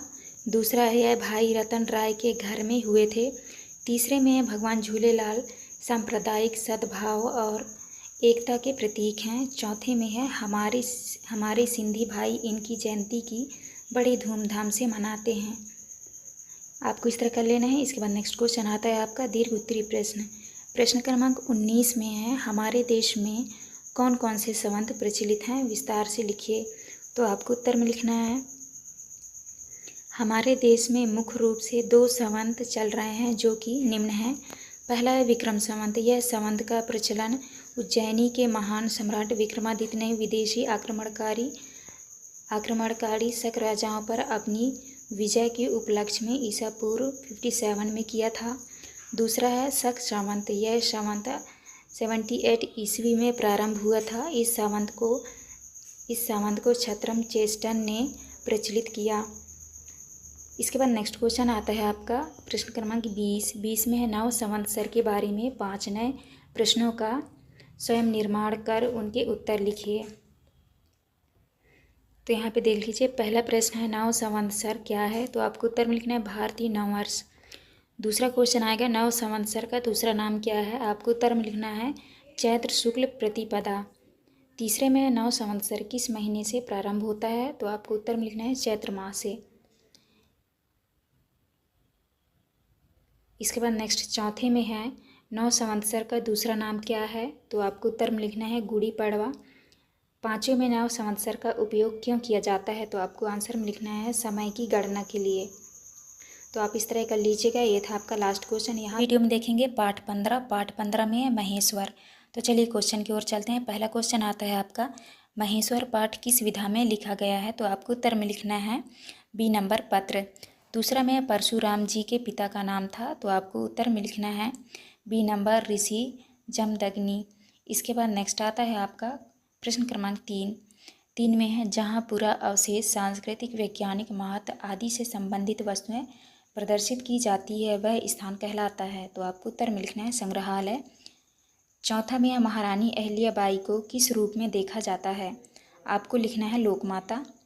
इसके बाद नेक्स्ट क्वेश्चन है 5वें में है पुण्य सलीला में प्रयुक्त समास है। आपका 5वें का उत्तर हो जाएगा डी नंबर दिगु। इसके बाद नेक्स्ट आता है आपका रिक्त स्थानों वाले प्रश्न। तो 6वें में आपको भरना है का, 6वें में भरना है आपको का, और 7वें में भरना है आपको यहाँ पे 100, यहाँ पे 500, 8वें में भरना है आपको अहिल्याबाई, 9वें में भरना है आपको मामा, और 10वें में भरना है आपको मनोहर। आप इस तरह भर लीजिएगा। इसके बाद नेक्स्ट क्वेश्चन आता है प्रश्न क्रमांक 11 में महेश्वर की कौन सी साड़ियाँ प्रसिद्ध है। आपको उत्तर में लिखना है यहाँ की बनी रेशमी साड़ियाँ महेश्वरी साड़ियों के नाम से प्रसिद्ध है। 12 में प्रागैतिहासिक काल से क्या आशा है। आपको उत्तर में करना है प्रागैतिहासिक काल के पूरा अवशेषों से पता चलता है कि उस समय यहाँ के लोग घास फूस के झोपड़ों में यह पहाड़ों के बने घरों में रहते थे। इसके बाद 13 में है अनु उपसर्ग लगाकर 4 शब्द बनाइए। तो आपको उत्तर में लिखना है अनुरास, अनुचित, अनुप्रास, अनुप्रयाग। तो आप इस तरह बना लीजिएगा। इसके बाद 14 में महेश्वर पर किस किस सभ्यता का प्रभाव पड़ा, इस दौरान क्या परिवर्तन हुआ। आपको उत्तर में करना है महेश्वर पर मौर्य सातवाहन और गुप्तकालीन सभ्यताओं का प्रभाव पड़ा। इस दौरान यहाँ अलंकार युक्त भवनों का निर्माण होने लगा। इसके बाद आता है आपका लघुत्तरीय प्रश्न क्रमांक 15 में है पत्र के प्रमुख अंग कौन कौन से हैं लिखिए। आपको उत्तर में लिखना है पत्र के लेखन के निम्न महत्वपूर्ण अंग हैं। पहला है उचित संबोधन और अभिवादन। दूसरा है पत्र भेजने वाले का नाम एवं पता। तीसरा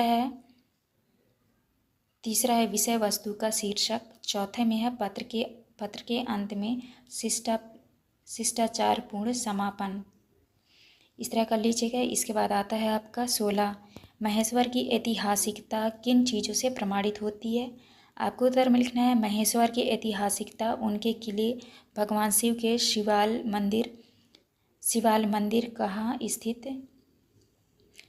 मंदिर वहाँ स्थित पवित्र शिवलिंगों आदि से प्रमाणित होता है। 18 इसके बाद 17 में आता है आपका महेश्वर आने वाला दर्शनार्थी अपने आपको कब धन्य समझता है? आपको उत्तर मिल गया है मंदिर में महारानी अहिल्याबाई द्वारा प्रज्वलित अखंड दीप में यहाँ आने वाले प्रत्येक दर्शनार्थी घी डालकर अपने आप को धन्य समझता है। 18 में आता है महेश्वर के घाटों का अपने शब्दों में वर्णन कीजिए। आपको उत्तर में लिखना है महेश्वर के घाटों पर आने वाले प्रत्येक दर्शनार्थी को सुखद अनुभूति और शक्ति मिलती है और शांति मिलती है। इसके बाद आता है आपका दीर्घोत्तरीय प्रश्न। प्रश्न क्रमांक 19 में है अपने आसपास के किसी प्रसिद्ध स्थल की जानकारी देते हुए अपने मित्र को पत्र लिखिए। तो ये जो है आप अपने क्लास टीचर से पूछ के इसको जो है आप कर लीजिएगा। इसके बाद नेक्स्ट आता है आपका प्रश्न क्रमांक 20 में है इतिहास में पुरातात्विक स्थलों का क्या महत्व है। आपको उत्तर मिल रहा है इतिहास में पुरातात्विक स्थलों का बहुत महत्व है।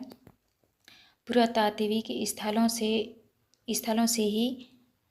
से ही कर में पुराने मान्यताओं के संबंध में जानकारी प्राप्त होती है। तो आप इस तरह कर लीजिएगा। ये था आपका लास्ट क्वेश्चन। 8-16 पे है पथिक से।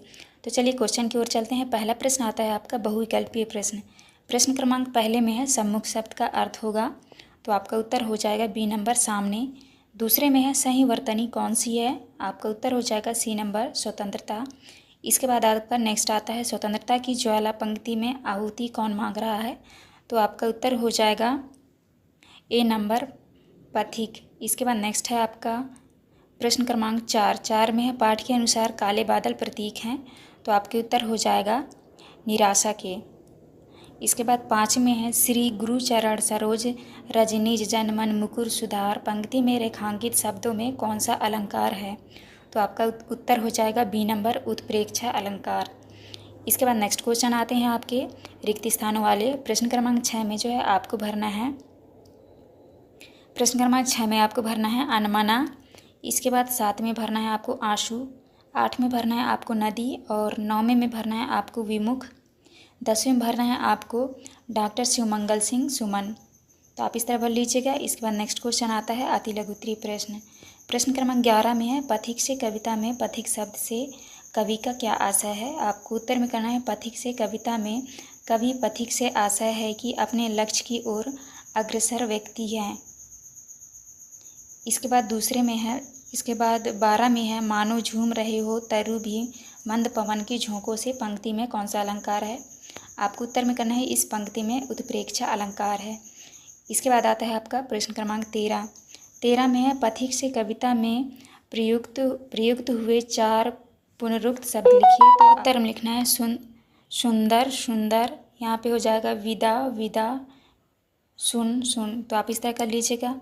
14 में है इस कविता में कवि ने कौन कौन से प्राकृतिक सौंदर्यों का वर्णन किया है। आपको उत्तर में लिखना है इस कविता में कवि ने हरी भरी घास, सुंदर नदियाँ, सुंदर पहाड़, वन, झरने आदि का वर्णन किया है। इसके बाद नेक्स्ट क्वेश्चन आता है आपका लघु उत्तरीय प्रश्न। प्रश्न क्रमांक 15 में है कवि ने सैनिक की विदा के समय का चित्रण किन शब्दों में किया है। तो आपको उत्तर में लिखना है कवि कहते हैं कि जब युद्ध के मैदान में घायल सैनिक तड़प रहे होंगे तब उन सैनिकों की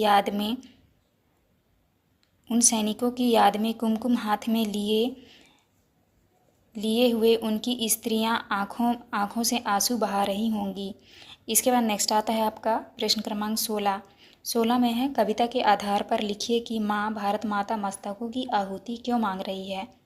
आपको उत्तर में करना है भारत माता मस्तकों की आहुति इसलिए मांग रही है ताकि युद्ध की देवी को माला पहनाने के लिए मस्तकों की कमी ना पड़ जाए। इसके बाद नेक्स्ट क्वेश्चन आता है आपका प्रश्न क्रमांक 17 में है पथिक से कविता से हमें क्या प्रेरणा मिलती है। आपको उत्तर में लिखना है पथिक कविता से कवि हमें यह प्रेरणा देना चाहता है कि यदि कोई व्यक्ति अपने लक्ष्य की ओर अग्रसर है तो उसे सांसारिक समस्या का साहस विवेकपूर्ण सामना करना चाहिए। इसके बाद 18 में है हमें जीवन में कभी हार नहीं माननी चाहिए, मुसीबतों का सामना करना चाहिए। इन वाक्यों को काव्य पंक्तियों में बदलिए। तो आपको उत्तर में लिखना है पथ भूल ना जाना पथिक कहीं, पथ में कांटे तो होंगे ही। इसके बाद नेक्स्ट आता है आपका दीर्घ उत्तरीय प्रश्न। प्रश्न क्रमांक 19 में है आपको अपने जीवन में किन किन मुसीबतों का सामना करना पड़ा, आपने उन मुसीबतों का सामना कैसे किया, विस्तार से लिखिए। तो आपको उत्तर में लिखना है मुझे मेरे जीवन में बहुत सी मुसीबतों का सामना करना पड़ा। जैसे मैं एक निर्धन परिवार से हूँ और मुझे पढ़ने के लिए पढ़ाई की सामग्री की आवश्यकता होती है, परंतु उन्हें मैं खरीद नहीं पाता। परंतु मैं हर मुसीबत का सामना अपनी हिम्मत और साहस से करता हूँ। इसके बाद नेक्स्ट आता है आपका प्रश्न क्रमांक 20। प्रश्न क्रमांक 20 में है, देश के प्रति आपके क्या क्या कर्तव्य हैं, आप उन्हें कैसे पूर्ण करेंगे, अपने शब्दों में लिखिए। तो आपको उत्तर में लिखना है, देश के प्रति हमारे बहुत से कर्तव्य हैं, जैसे हमें हमारे देश की रक्षा और सेवा करनी चाहिए। हम अपने देश की रक्षा और सेवा करके अपने कर्तव्य को पूरा करेंगे। तो आप इस तरह कर लीजिएगा। ये था आपका लास्ट क्वेश्चन। यहाँ पे हमारी वीडियो कंप्लीट होती है। वीडियो अच्छी लगे तो प्लीज़ हमारे चैनल को लाइक एंड सब्सक्राइब करिएगा। ये पार्ट 17 वसीयतनामे का रहस्य। तो चलिए पहले क्वेश्चन की ओर चलते हैं। क्वेश्चन आता है, शिष्य गुरु के साथ गए, वाक्य में कारक होगा। आपका उत्तर हो जाएगा गरुड़। दूसरे में पेड़ पर चिड़िया बैठी थी, रेखांकित शब्द का बहुवचन क्या होगा। तो आपका उत्तर हो जाएगा चिड़िया। इसके बाद आता है आपका प्रश्न क्रमांक 3 में है, राजा और वृद्ध किसान में क्या समानता थी। आपको उत्तर में करना है, दोनों न्यायप्रिय थे। चौथा में है, महाराजा को मरे 3 साल हो गए, ऐसा किसने कहा। तो आपको उत्तर में करना है, राजा के भाई ने। पांचवा क्वेश्चन है, दिए गए शब्दों में से आगत शब्द कौन सा है। तो आपका उत्तर हो जाएगा डी नंबर, जायदाद। इसके बाद नेक्स्ट आता है आपका रिक्त स्थानों वाले प्रश्न। तो आपको जो है 6वें में भरना है बरगद, 7वें में भरना है आपको शायसी, और 8वें में भरना है आपको अपना अपना, और 9वें में भरना है आपको गुम, और 10वें में भरना है आपको के लिए। तो आप इस तरह भर लीजिएगा। इसके बाद नेक्स्ट क्वेश्चन आता है अति लघुत्तरीय प्रश्न। पाठ में महाराजा तो अंधे हो गए कहने का आशय क्या था। आपको उत्तर में लिखना है, इसका आशय है कि आजकल में व्यवस्था के कारण वे परिवार का ध्यान नहीं दे रहे थे। 12 में महाराजा तक पहुंचने के लिए कुल कितने महल थे। आपको उत्तर में करना है, महाराजा तक पहुंचने के लिए कुल 2 महल थे। इसके बाद 13 में है, वे सोचने लगे इतने बुद्धिमान व्यक्ति ने ऐसी वसीयत क्यों लिखी। इन दोनों वाक्यों को जोड़कर एक वाक्य बनाइए। तो आपको उत्तर में लिखना है, वे सोचने लगे कि वे इतने बुद्धिमान थे, परंतु उन्होंने ऐसी वसीयत क्यों लिखी। 14 में है, वृद्ध व्यक्ति के मन में क्या जिज्ञासा थी। उत्तर है, वृद्ध व्यक्ति के मन में यह जिज्ञासा थी कि उसका कौन सा पुत्र बेईमान है। वृद्ध व्यक्ति यह जानना चाहता था। क्वेश्चन नंबर 15 में है, दूध का दूध और पानी का पानी करना मुहावरे का अर्थ बताते हुए वाक्य में प्रयोग कीजिए। आपको उत्तर में लिखना है, मुहावरे का अर्थ सही को सही, गलत को गलत का सही फैसला करना। वे राजा के पास जायदाद का बंटवारा करवाने आए तो राजा ने दूध का दूध, पानी का पानी कर दिया। इसके बाद आता है आपका 16 में है, पाठ में महाराजा के द्वारा दिए गए निर्णय से आप क्या सहमत हैं, यदि हाँ तो क्यों, नहीं तो क्यों। आपको उत्तर में करना है, पाठ में महाराजा के द्वारा किए गए निर्णय से हम सहमत हैं, क्योंकि व्यक्तियों को सजा देना उचित है। 17 में वसीयतनामे का रहस्य। पाठ के अनुसार चारों भाइयों में कौन सा भाई लालची था और क्यों। तो आपको उत्तर में करना है, पाठ के अनुसार चारों भाइयों में से सबसे छोटा भाई लालची था, क्योंकि वह सारी जायदाद हड़पना चाहता था। इसके बाद नेक्स्ट आता है आपका 18 में, महाराजा ने चारों भाइयों को अलग अलग जाकर क्या कहा। तो आपको उत्तर में लिखना है, राजा ने तीनों भाइयों को अलग अलग ले जाकर कहा कि यह तलवार लो और अपने भाइयों की हत्या कर दो, जिससे संपूर्ण जायदाद तुम्हारी हो जाएगी। अपनी युवा बहन से प्रस्ताव की बातें भी नहीं कही। प्रस्ताव की बात भी राजा ने कही। इसके बाद नेक्स्ट आता है प्रश्न क्रमांक 20 में है, दूरदर्शिता और न्यायप्रियता से संबंधित किसी घटना को अपने शब्दों में लिखिए। तो इस क्वेश्चन का आंसर जो है आप अपने से कर लीजिएगा, एक क्लास टीचर से पूछ के। 20वां नंबर में है, वसीयतनामे का रहस्य। पाठ में प्रमुख पात्रों के चरित्र के बारे में आपके विचारों को लिखिए। तो आपको लिखना है, महाराजा बुद्धि न्यायपूर्ण थे। पहले तीन भाइयों को जायदाद का कोई लालच नहीं था। चौथा भाई लालची कपटी था। वृद्ध किसान दूरदर्शी तथा न्यायप्रिय था। तो आपको इस तरह कर लेना है। ये था आपका लास्ट क्वेश्चन। यहाँ पे हमारी वीडियो कंप्लीट होती है। वीडियो अच्छी लगी तो प्लीज़ हमारे चैनल को लाइक एंड सब्सक्राइब करिएगा। पाठ 18 में है, युद्ध गीता। तो चलिए क्वेश्चन की ओर चलते हैं। पहला क्वेश्चन आता है आपका बहुविकल्पीय प्रश्न। क्वेश्चन नंबर पहले में है मरकट शब्द का अर्थ होगा, तो इसमें से जो है आपका सही उत्तर होगा बी नंबर बंदर। दूसरे में है अस कही सम्मुख सम्मुख फौज रंगाई, पंक्ति में रेखांकित शब्द का विलोम शब्द क्या है? आपको उत्तर में करना है सी विमुख। तीसरे में है विभीषण किसके मित्र थे? तो आपको उत्तर में करना है डी नंबर राम के। चौथे में है आदि कवि किसे कहा जाता है? आपको उत्तर में करना है वाल्मीकि। इसके बाद आपका नेक्स्ट क्वेश्चन आता है पाँचवें में है राव नुरथी बिरछ रघुबीरा देखी विभीषण भया अधीरा, मात्राओं की गणना कर बताइए यह कौन सा छंद है? तो आपको उत्तर में लिखना है चौपाई। इसके बाद आपका नेक्स्ट क्वेश्चन आता है रिक्त स्थानों वाले, तो आपको जो है प्रश्न क्रमांक 6 में यहाँ पे भरना है महर्षि वाल्मीकि। 7 में भरना है आपको विभीषण। 8 में भरना है आपको विसर्ग संधि और 9वें में भरना है आपको छंद। इसके बाद 10वें में भरना है आपको उपमा। आप इस तरह भर लीजिएगा। इसके बाद नेक्स्ट आता है आपका अति लघु उत्तरीय प्रश्न। प्रश्न क्रमांक 11 में है तुलसीदास ने अपने ग्रंथों की रचना किसको केंद्र में रखकर की है? आपको उत्तर मिले हैं तुलसीदास जी ने अपने ग्रंथों की रचना श्री रामचंद्र जी को केंद्र में रखकर की है। इसके बाद 12 में है श्री राम ने धर्मरथ का सारथी किसे बताया है? आपको उत्तर में करना है श्री राम ने धर्मरथ का सारथी परमात्मा को बताया है। इसके बाद नेक्स्ट आता है क्वेश्चन नंबर 13 में है नाथ ना रथ नहीं तनपद त्राना के ही विधु जितब वीर बलवाना। पंक्ति का अर्थ अपने शब्दों में लिखिए। तो आपको उत्तर में लिखना है विभिक्ता बोले हैं हे नाथ आपके ना रथ है ना तन की रक्षा करने वाला कवच है, वह बलवान रावण किस प्रकार जीता जाएगा? इसके बाद नेक्स्ट आता है आपका 14 में रावण ने युद्ध भूमि में आकर क्या घोषणा की? आपको उत्तर में करना है रावण ने कहा कि हे श्रेष्ठ वीरों आप सभी सुने, आप सभी वानरों और भालुओं के समूह को मसल डालो। इसके बाद नेक्स्ट आता है आपका क्वेश्चन नंबर 15 में है रावण युद्ध के समय विभीषण क्यों चिंतित थे? आपको उत्तर में करना है विभीषण रामचंद्र जी से बहुत प्रेम करते थे। प्रेम की अधिकता होने के कारण विभीषण के मन में संदेह उठा कि रामचंद्र जी कुछ युद्ध में रावण पर विजय प्राप्त नहीं कर सकेंगे। इसके बाद आता है आपका प्रश्न क्रमांक 16 में है चतुरंगिनी सेना से आप क्या समझते हैं? आपको उत्तर में करना है जिस सेना में हस्ती अश्वरथ पद्धति माने जाते हैं उस सेना को चतुरंगिनी सेना कहा जाता है। 17 में सिंह शब्द के 2 पर्यायवाची लिखते हुए उनका वाक्य में प्रयोग कीजिए। आपको उत्तर में लिखना है सिंह शेर वनराज। पहला है शेर, तो आपको वाक्य में प्रयोग करना है शेर जंगल का राजा कहलाता है। दूसरा है वनराज, जंगल में सबसे खतरनाक जानवर वनराज है। आप इस तरह कर लीजिएगा। इसके बाद आता है आपका प्रश्न क्रमांक 18 में है बल विवेक दम परिहित घोरे क्षमा कृपा समता रजु जोरे, उपर्युक्त पंक्तियों का भावार्थ लिखिए। तो आपको उत्तर में लिखना है बल विवेक दम तथा दूसरों की भलाई करने की भावना के घोड़ों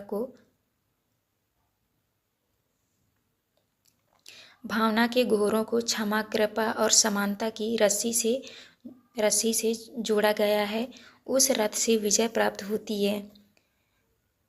इसके बाद नेक्स्ट आता है आपका दीर्घोत्तरीय प्रश्न। प्रश्न क्रमांक 19 में है प्राचीन काल में होने वाले युद्ध एवं वर्तमान में होने वाले युद्ध में क्या क्या अंतर है, विस्तार से लिखिए। आपको उत्तर में करना है प्राचीन काल में होने वाले युद्धों में हाथी घोड़े ऊंट आदि जानवरों का प्रयोग करते थे, सवारी के रूप में किया जाता था। वर्तमान में होने वाले युद्धों में ट्रक बस रेल हवाई जहाज हेलीकॉप्टर आदि का प्रयोग सवारी के रूप में किया जाता है। प्राचीन काल के युद्धों में धनुष बाण भाला तलवार आदि हथियारों का प्रयोग किया जाता था। वर्तमान में युद्ध तोपों मिसाइलों मशीन गनों इत्यादियों से लड़ा जाता है। इसके बाद नेक्स्ट आता है आपका प्रश्न क्रमांक 20 में रावण की सेना के विषय में विस्तार से लिखिए। तो आपको उत्तर में लिखना है लंका नरेश रावण की सेना युद्ध क्षेत्र की ओर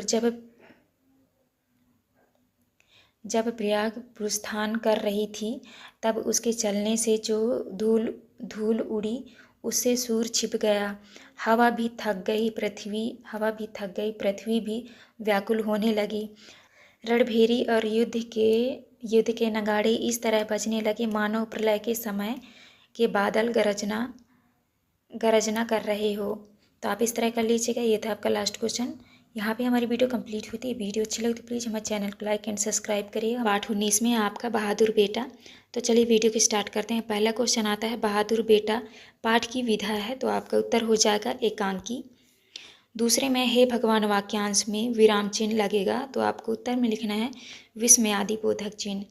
इसके बाद आता है आपका प्रश्न क्रमांक 3 में नदियों में बाढ़ का मुख्य कारण क्या है, तो आपको उत्तर में करना है अतिवृष्टि। चौथे में अनुपस्थिति शब्द में प्रयुक्त उपसर्ग कौन सा है, आपको उत्तर में करना है अनु। पाँचवें मानव जीवन और स्वास्थ्य की रक्षा करने वाली अंतर्राष्ट्रीय संस्था कौन सी है, आपको उत्तर में लिखना है रेड क्रॉस। इसके बाद नेक्स्ट आता है आपका खाली स्थान वाले प्रश्न, तो आपको 6 में भरना है सहयोग, 7 में भरना है आपको भाई और 8 में भरना है आपको प्राथमिक उपचार, 9 में भरना है आपको योजक और 10वें में भरना है आपको कड़वाहट। आप इस तरह भर लीजिएगा। इसके बाद नेक्स्ट क्वेश्चन आता है आपका अति लघुत्तरीय प्रश्न। प्रश्न क्रमांक 11 में है नाक शब्द का प्रयोग कर एक मुहावरा बनाइए तथा उसका अर्थ भी लिखिए। आपको उत्तर में लिखना है नाक कटवा देना। रामू ने परीक्षा में फेल होने के बाद अपने पिता की नाक कटवा दी। दूसरा प्रश्न है बेटा के 2 पर्यायवाची लिखिए, तो आपको लिखना है पहला पुत्र, लिख लीजिएगा आप लड़का। इसके बाद नेक्स्ट आता है आपका प्रश्न क्रमांक 13 में रेड क्रॉस के सदस्यों को कैसे पहचाना जा सकता है, आपको उत्तर में लिखना है रेड क्रॉस के सदस्यों को उनकी ड्रेस तथा उनके लाल क्रॉस के मिसाइल से पहचाना जा सकता है। इसके बाद आता है आपका प्रश्न क्रमांक 14 में काम करने को तो यहाँ भी बहुत है, चाहो तो तुम घर पर जाकर चंदा इकट्ठा कर सकते हो, यह किसने किससे कहा, तो आपको उत्तर में लिखना है मधुर ने कुलदीप से कहा। इसके बाद आता है आपका लघुत्तरीय प्रश्न। प्रश्न क्रमांक 15 में प्राकृतिक आपदाएं किन्हें कहते हैं, किन्हीं 4 आपदाओं के नाम लिखिए, तो आपको उत्तर में लिखना है प्राकृतिक रूप से जो आपदाएं आती हैं उन्हें प्राकृतिक आपदा कहते हैं। पहला है बाढ़, दूसरा भूकंप, तीसरा सुनामी और चौथा है ज्वालामुखी विस्फोट। इसके बाद आता है आपका प्रश्न क्रमांक 16 में मैं नदी के पास क्यों जाऊंगा, वह तो खुद ही हमारे पास आ गई, इसका आशय लिखिए। आपको उत्तर में करना है जब कुलदीप की माँ उसे समझाते हुए कहती है कि बेटा तुम नदी के पास मत जाना, तब कुलदीप कहता है कि मैं नदी के पास क्यों जाऊंगा, वह तो खुद हमारे पास आ गई है, अर्थात बाढ़ का पानी उनके घर तक आ गया है। इसके बाद नेक्स्ट आता है आपका प्रश्न क्रमांक 17 में आपदाग्रस्त लोगों की मदद के लिए क्या करना चाहिए, आपको उत्तर में लिखना है आपदाग्रस्त लोगों को उनकी आवश्यक वस्तुएं जैसे भोजन, पानी, दवाइयाँ इत्यादि देकर उनकी मदद करनी चाहिए। 18 में है बहादुर बेटा पाठ का कौन सा पात्र आपको अच्छा लगा और क्यों, आपको उत्तर में लिखना है बहादुर बेटा मैं हमें संदीप का पात्र अच्छा लगा क्योंकि उसने अपने प्राणों की चिंता किए बिना ही लोगों की मदद की। इसके बाद आता है आपका प्रश्न क्रमांक 19 में है बाढ़ पीड़ितों की कोई 5 समस्याएं लिखिए। आपको उत्तर में लिखना है पहला है बाढ़ में खाने पीने की कमी आ जाती है, दूसरा है विद्युत काट दी जाती है जिससे बहुत से कार्य अवरुद्ध हो जाते हैं, तीसरा में है चिकित्सा सुविधा समाप्त हो जाती है, चौथे में है चारों ओर जब बाढ़ का पानी भर जाता है, पांचवा है ज़्यादा दिन तक बाढ़ का पानी भरने से विभिन्न प्रकार के रोग जन्म लेते हैं। इसके बाद आता है आपका प्रश्न क्रमांक 20 में है बाढ़ से बचने के लिए आप अन्य स्थान पर जा रहे हैं तो अपने साथ क्या क्या लेकर जाएंगे, आपको उत्तर में लिखना है बाढ़ से बचने के लिए अगर अन्य स्थान पर जा रहे हैं तो अपने साथ हल्का सामान लेकर जाएंगे, जैसे पैसे, टॉर्च, माचिस, दवाइयाँ, खाने पीने का सामान, कुछ बिस्तर, अपना कीमती सामान अथवा अन्य सामान जो हमारी आवश्यकता में आए। तो आप इस तरह कर लीजिएगा। ये था आपका लास्ट क्वेश्चन। यहाँ पे हमारी वीडियो कंप्लीट होती है। पार्ट 20 में है नन्हा सत्याग्रही। तो चलिए क्वेश्चन की ओर चलते हैं। पहला क्वेश्चन आता है आपका अखबार वालों को भनक पड़ गई तो तिल का ताड़ बनेगा, वाक्य में रेखांकित वाक्यांश क्या है, तो आपको उत्तर में लिखना है मुहावरा। दूसरे में वे नई वर्दी पहनकर तैयार होने लगे, वाक्य में विशेषण है, तो आपको उत्तर में करना है वे। तीसरा में है मोहन नाराज था क्योंकि, तो आपको उत्तर में करना है थानेदार ने चपट लगा दी थी। चौथा है मोहन के सत्याग्रह में उसका साथ किसने दिया, आपको उत्तर में करना है माँ ने। इसके बाद आपका नेक्स्ट क्वेश्चन आता है 5वें में है ईमानदारी शब्द में संज्ञा है, तो आपका उत्तर हो जाएगा भाववाचक। आप इस तरह कर लीजिएगा। इसके बाद आपका नेक्स्ट क्वेश्चन आता है रिक्त स्थानों वाले प्रश्न। तो 6वें में आपको भरना है गांधी जी, 7वें भरना है आपको गुल्लू, और 8वें भरना है आपको सत्याग्रह, 9वें में भरना है आपको वाला, और 10वें में भरना है आपको प्रेरणार्थक। आप इस तरह भर लीजिएगा। इसके बाद नेक्स्ट क्वेश्चन आता है आपका अति लघु उत्तरीय प्रश्न। प्रश्न क्रमांक 11 में है मोहन की तख्ती के पन्ने पर क्या लिखा था, आपको उत्तर में लिखना है अत्याचार को सहना, उसे बढ़ावा देना। 12 में है गांधी जयंती कब मनाई जाती है, आपको उत्तर में लिखना है गांधी जयंती 2 अक्टूबर को मनाई जाती है। 13 में किन्हीं 2 राष्ट्रीय त्योहारों के नाम लिखिए, तो आपको उत्तर में लिखना है स्वतंत्रता दिवस, गणतंत्र दिवस। इसके बाद 14 में है अत्याचार शब्द का संधि विच्छेद कर लिखिए, तो आपको लिखना है अति धन आचार, तो आपका हो जाएगा अत्याचार। इसके बाद नेक्स्ट आता है आपका प्रश्न क्रमांक 15 में है पाठ में आए किन्हीं 3 मुहावरों को छाँट कर लिखिए, आपको उत्तर में लिखना है तिल का ताड़ बनाना, दूसरा है टस से मस ना होना, तीसरा है पहाड़ टूट पड़ना। आप इस तरह कर लीजिएगा। इसके बाद आता है आपका प्रश्न क्रमांक 16 में है पाठ में आए उर्दू भाषा के किन्हीं 3 शब्दों को छाँट कर लिखिए एवं वाक्य में प्रयोग कीजिए, तो आपको उत्तर में लिखना है बदतमीज, गांव के सरपंच जी का लड़का बड़ा बदतमीज है, दूसरा है ईमानदार, इंसान की ईमानदारी सबसे बड़ी धरोहर है, तीसरा है दफ़ा, शिक्षक ने बदमाश बच्चों को दफ़ा होने को कहा। इसके बाद नेक्स्ट आता है आपका प्रश्न क्रमांक 17 में है किस कारण से शेर सिंह ने मोहन को पीट दिया था, आपको उत्तर में करना है मोहन ने शेर सिंह चाचा को टोक दिया था, इस कारण उन्होंने मोहन को एक चपत लगा दी थी। 18 में है जब मारा तो मारा, दफ़ा हो जा यहाँ से नहीं तो और पिट जाएगा चल खिसक। ये पंक्तियाँ व्यक्ति के किन मनोभावों को प्रदर्शित करती है, लिखिए, तो आपको उत्तर में लिखना है यह पंक्ति व्यक्ति की निडरता, भड़कपन आदि भावों को प्रदर्शित करती है।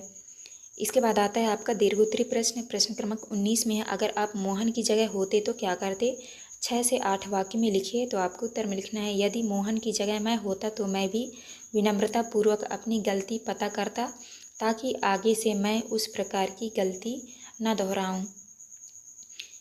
इसके बाद आता है आपका प्रश्न क्रमांक 20 में है शेर सिंह को बाबा फरीद ने क्या समझाया होगा जिससे शेर सिंह का हृदय परिवर्तन हुआ, आपको उत्तर में लिखना है बाबा फरीद ने शेर सिंह को समझाया होगा कि अपनी गलती स्वीकार करने से कोई छोटा या बड़ा नहीं हो जाता, यदि आप अपनी गलती स्वीकार कर लेते हैं तो यह बच्चे सत्याग्रह छोड़ देंगे और आप भी महान बनेंगे। तो आपको इस तरह करना है। ये था आपका लास्ट क्वेश्चन। यहाँ पे हमारी वीडियो कंप्लीट होती है। वीडियो अच्छी लगे तो प्लीज़ हमारे चैनल को लाइक एंड सब्सक्राइब करिएगा। बात 21 में है सलीम अली। तो चलिए क्वेश्चन की ओर चलते हैं। पहला क्वेश्चन आता है सौभाग्य शब्द में उपसर्ग है, तो आपका उत्तर हो जाएगा 100। इसके बाद है दूसरा में है जिसे भुलाया ना जा सके, आपका उत्तर हो जाएगा अविस्मरणीय। इसके बाद आता है आपका क्वेश्चन नंबर 3 में है सलीम अली की पहचान किस रूप में हुई, आपको लिखना है पक्षी प्रेमी। इसके बाद चौथा क्वेश्चन है यह कौन सी चिड़िया है, किसने पूछा, तो आपको उत्तर में लिखना है सलीम अली ने। 5वें में है पाँचों क्वेश्चन है प्रव्रजन माइग्रेशन शब्द से तात्पर्य है, तो आपका उत्तर हो जाएगा निकास। इसके बाद नेक्स्ट आता है आपका रिक्त स्थानों वाले प्रश्न। तो आपको 6वें में भरना है बयां, 7वें में भरना है आपको सलीम अली, और 8वें में भरना है आपको ता, 9वें में भरना है आपको दिगू, 9वें में भरना है आपको दिगू, और 10वें में भरना है आपको महाविद्यालय। आप इस तरह भर लीजिएगा। इसके बाद नेक्स्ट क्वेश्चन आता है आपका अति लघु उत्तरीय प्रश्न।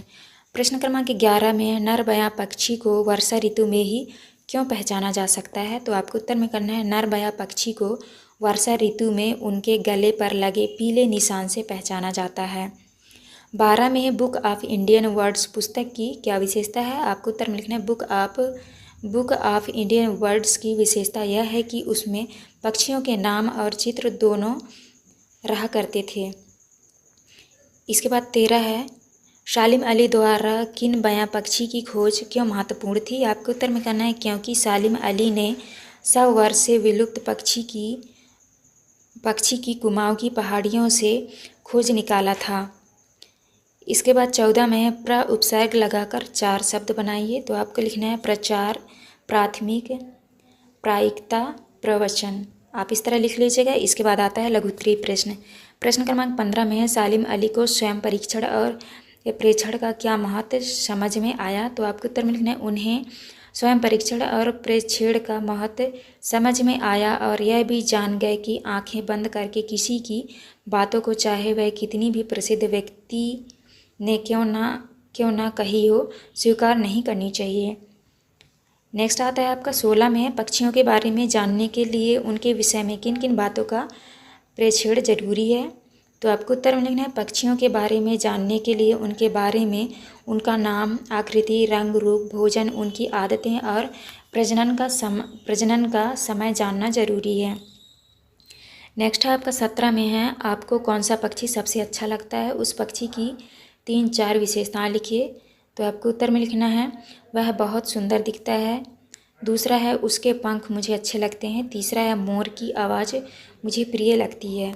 आप इस तरह कर लीजिएगा। इसके बाद आता है आपका प्रश्न क्रमांक 18 में वह कौन सी आंतरिक भावनाएं थी जिन्होंने सालिम अली को पक्षी विज्ञानी बना दिया। तो आपको उत्तर में करना है सालिम अली की पक्षियों के प्रति प्रेम, लगाव और जिज्ञासा जैसी आंतरिक भावनाओं ने सालिम अली को पक्षी विज्ञानी बना दिया। इसके बाद आता है दीर्घ उत्तरीय प्रश्न। प्रश्न क्रमांक 19 में एक सफल पक्षी विज्ञानी बनने के लिए कौन सी विशेषताओं का होना आवश्यक है, लिखिए।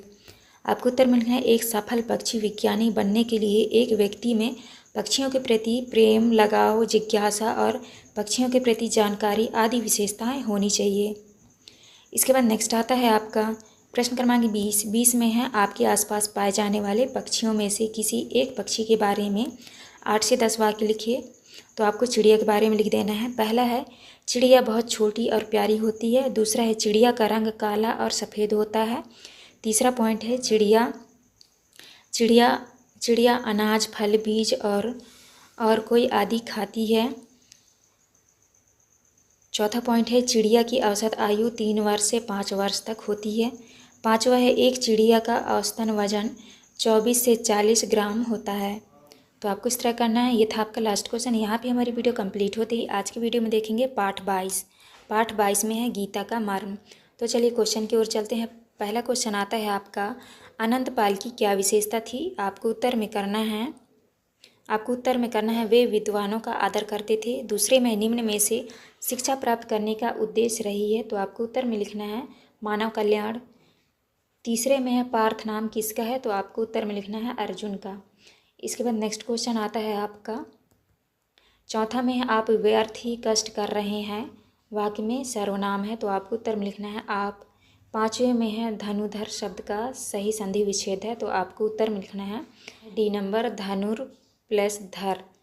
इसके बाद नेक्स्ट आता है आपका रिक्त स्थानों वाले प्रश्न। छठवें में आपको भरना है कृष्ण, सातवें में भरना है आपको 700, आठवें में भरना है आपको वाचाल, नौवें में भरना है और 10वें में भरना है निषेधवाचक।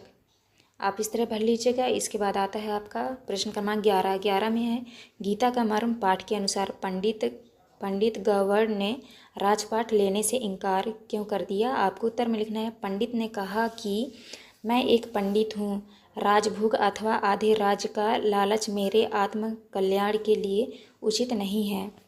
12 में विद्वानों का आदर करने वाले आनंदपाल का व्यवहार क्यों बदल गया था। आपको उत्तर में करना है राज न देने और कुटिलता के कारण आनंदपाल का व्यवहार बदल गया। 13 में अर्जुन का धनुर्विद्या सीखने का उद्देश्य क्या था। आपको लिखना है न्याय की रक्षा और दुष्टों का दमन करने के लिए। इसके बाद आता है प्रश्न क्रमांक 14 में भगवत गीता का उपदेश किसने किसको दिया था। आपको उत्तर में लिखना है भगवान श्री कृष्ण ने कुरुक्षेत्र के मैदान में अर्जुन को गीता का उपदेश दिया था। इसके बाद आता है आपका लघु उत्तरीय प्रश्न। प्रश्न क्रमांक 15 में अर्जुन का प्रसंग सुनने के बाद राजा आनंदपाल के विचारों में क्या परिवर्तन हुआ। आपको उत्तर में लिखना है इस प्रसंग ने राजा आनंदपाल के मन में हलचल मचा दी। उन्हें लगा कि राजा के रूप में उनका कार्य जन कल्याण होना चाहिए, राजभोग की हिस्सा नहीं। उनके मन में वैराग भाव जागृत हो गया। इसके बाद नेक्स्ट आता है आपका प्रश्न क्रमांक 16। 16 में महायोगी विशाख के अनुसार राजा आनंदपाल और पंडित गौवर्ण ने गीता के मर्म को क्यों नहीं समझा था। आपको उत्तर में लिखना है क्योंकि गौवर्ण यदि गीता का मर्म जानते भी तो वे इस प्रपंच में ना पढ़ते, और यदि राजा आनंदपाल गीता का मर्म जानते तो वे इसका अनादर करते। इसके बाद 17 में है, यह कहानी हमें क्या सिखाती है, अपने शब्दों में लिखिए। आपको उत्तर में लिखना है यह कहानी हमें यह सिखाती है कि हमें अपने मन में लालच नहीं करना चाहिए और हमारा कार्य जन कल्याण होना चाहिए। इसके बाद नेक्स्ट आता है आपका प्रश्न क्रमांक 18। 18 में है गीता का मर्म पाठ के अनुसार विद्या प्राप्त करने का वास्तविक उद्देश्य क्या है। आपको उत्तर में करना है इस पाठ के अनुसार विद्या प्राप्त करने का वास्तविक उद्देश्य मानव कल्याण होना चाहिए। इसके बाद आता है आपका दीर्घोत्तरीय प्रश्न। प्रश्न क्रमांक 19 में गीता का मर्म पाठ के अनुसार गीता का मर्म वास्तविक ज्ञान क्या है, उदाहरण सहित लिखिए। आपको उत्तर में करना है गीता का मर्म पाठ के अनुसार गीता कर्मक निम्न है। पहला पॉइंट है आपका बिना फल की इच्छा के कर्म करते रहना चाहिए। दूसरा है निर्बल को सफल बनाने का प्रयत्न करना। तीसरा है लालच रखते हुए हमें कोई कार्य नहीं करना चाहिए। चौथा है नारी की हर संभव सुविधा प्रदान करना चाहिए। इसके बाद आता है आपका 20 में है गीता का मर्म पाठ से अपने जीवन में क्या सीख अपनाएंगे। आपको उत्तर में लिखना है गीता का मर्म पाठ से हम अपने जीवन में निम्न सीख अपनाएंगे। लालच नहीं करना चाहिए। दूसरा है जन कल्याण करना। तीसरा है वैरागी होना। तो आप इस तरह कर लीजिएगा। ये था लास्ट क्वेश्चन। यहाँ पे हमारी वीडियो कंप्लीट होती है। आज की वीडियो में देखेंगे पाठ 23। पाठ 23 में है महान विभूति दानवीर डॉक्टर सर हरि सिंह गौर। तो चलिए क्वेश्चन की ओर चलते हैं। पहला क्वेश्चन आता है आपका सही वर्तनी कौन सी है। तो आपको उत्तर में करना है संघर्ष। इसके बाद दूसरे में है जिसके आर पार देखा जा सके वाक्य के लिए एक शब्द होगा। तो आपको उत्तर में लिखना है पारदर्शी। इसके बाद तीसरे में है तीसरा क्वेश्चन है डॉक्टर हरि सिंह गौर इनमें से क्या नहीं थे। तो आपको उत्तर में करना है गायक। चौथे में है डॉक्टर हरि सिंह गौर समर्थक थे। उत्तर में करना है ज्ञान के। पाँचवें में है आपका अधिवक्ता शब्द का प्रयोग किसके लिए किया जाता है। तो आपको उत्तर में करना है वकील। इसके बाद नेक्स्ट आता है आपका रिक्त स्थानों वाले प्रश्न। तो प्रश्न क्रमांक 6 में आपको भरना है सर। 7 में भरना है आपको विदुषी। 8 में भरना है आपको अनागत। और 9वें में भरना है आपको सरस्वती लक्ष्मी। और 10वें में भरना है आपको और। तो आप इस तरह भर लीजिएगा। इसके बाद नेक्स्ट क्वेश्चन आता है आपका अति लघु उत्तरीय प्रश्न। प्रश्न क्रमांक 11 में है डॉक्टर हरि सिंह गौर की उन्नति में किसका संघर्ष उल्लेखनीय है। आपको उत्तर में करना है उनकी लगनशीलता, परिश्रमी प्रवृत्ति, सेवा भाव और दानशीलता। प्रश्न क्रमांक 12 में है विधिवेत्ता शब्द का प्रयोग करते हुए एक वाक्य का निर्माण करके लिखिए। आपको उत्तर में करना है विधिवेत्ता डॉक्टर हरि सिंह का कार्य उल्लेखनीय है। इसके बाद 13 में है डॉक्टर गौर को सर की उपाधि से क्यों विभूषित किया गया। क्यों विभूषित किया गया। तो आपको उत्तर में लिखना है शिक्षा के क्षेत्र में उल्लेखनीय कार्यों के कारण। इसके बाद आता है आपका प्रश्न क्रमांक 14। 14 में अधिवक्ता के रूप में डॉक्टर हरि सिंह गौर की प्रसिद्धि का क्या कारण था। आपको उत्तर में करना है डॉक्टर हरि सिंह गौर की प्रसिद्धि का कारण उनकी अपूर्व बुद्धि और अद्भुत वाक शक्ति थी। इसके बाद है लघु उत्तरीय प्रश्न। प्रश्न क्रमांक 15 में है डॉक्टर हरि सिंह गौर ने सागर विश्वविद्यालय की स्थापना क्यों की थी। आपको उत्तर में करना है डॉक्टर हरि सिंह गौर ने सागर विश्वविद्यालय की स्थापना भारत देश का सुनहरा निर्माण करने के लिए उद्देश्य से की थी। 16 में है डॉक्टर हरि सिंह गौर अतिरिक्त सहायक आयुक्त के पद से त्यागपत्र न देते तो उनके जीवन पर क्या प्रभाव पड़ता। आपको आंसर में लिखना है यदि डॉक्टर हरि सिंह गौर अतिरिक्त सहायक आयुक्त के पद से त्यागपत्र न देते तो वे वहीं कार्यरत होते और उनके सागर विश्वविद्यालय की नींव नहीं रखी जाती। इसके बाद 17 में है महान विभूति दानवीर हरि सिंह गौर जीवनी विधा के इस पाठ में उनके जीवन के किन किन पक्षों को सम्मिलित किया गया है। आपको उत्तर में करना है इस पाठ में डॉक्टर हरि सिंह गौर के द्वारा किए गए अविस्मरणीय कार्यों का उल्लेख किया गया है। इसके बाद 18 में है डॉक्टर हरि सिंह गौर द्वारा सागर विश्वविद्यालय की स्थापना का क्या महत्व है। तो आपको उत्तर मिलना है डॉक्टर हरि सिंह गौर सागर विश्वविद्यालय की स्थापना के समय से इसे उच्च शिक्षा विज्ञान, कृषि विधि, भूगर्भ शास्त्र, चिकित्सा और यांत्रिकी शिक्षा का केंद्र बनाना चाहते थे। इसके बाद आता है आपका दीर्घोत्तरी प्रश्न। प्रश्न क्रमांक 19 में है डॉक्टर हरि सिंह गौर ने शिक्षा और कानून के क्षेत्र में देश की बहुत सेवाएं की है। इस कथन को उदाहरण सहित विस्तार से स्पष्ट कीजिए। आपको उत्तर में कहना है डॉक्टर हरि सिंह गौर ने शिक्षा के क्षेत्र में अपना योगदान दिया। वे देश के सर्वोत्तम निर्माण के लिए शिक्षा को जरूरी मानते थे। सागर विश्वविद्यालय की स्थापना उन्होंने शिक्षा प्रदान करने के उद्देश्य ही की थी और वे स्वयं प्रथम श्रेणी के शिक्षार्थी थे। इसके बाद 20 में है डॉक्टर हरि सिंह गौर के विद्यार्थी जीवन पर प्रकाश डालिए। आपको उत्तर में लिखना है डॉक्टर हरि सिंह गौर की प्रारंभिक शिक्षा सागर में और इंटरमीडिएट तक से शिक्षा पहले जबलपुर बाद में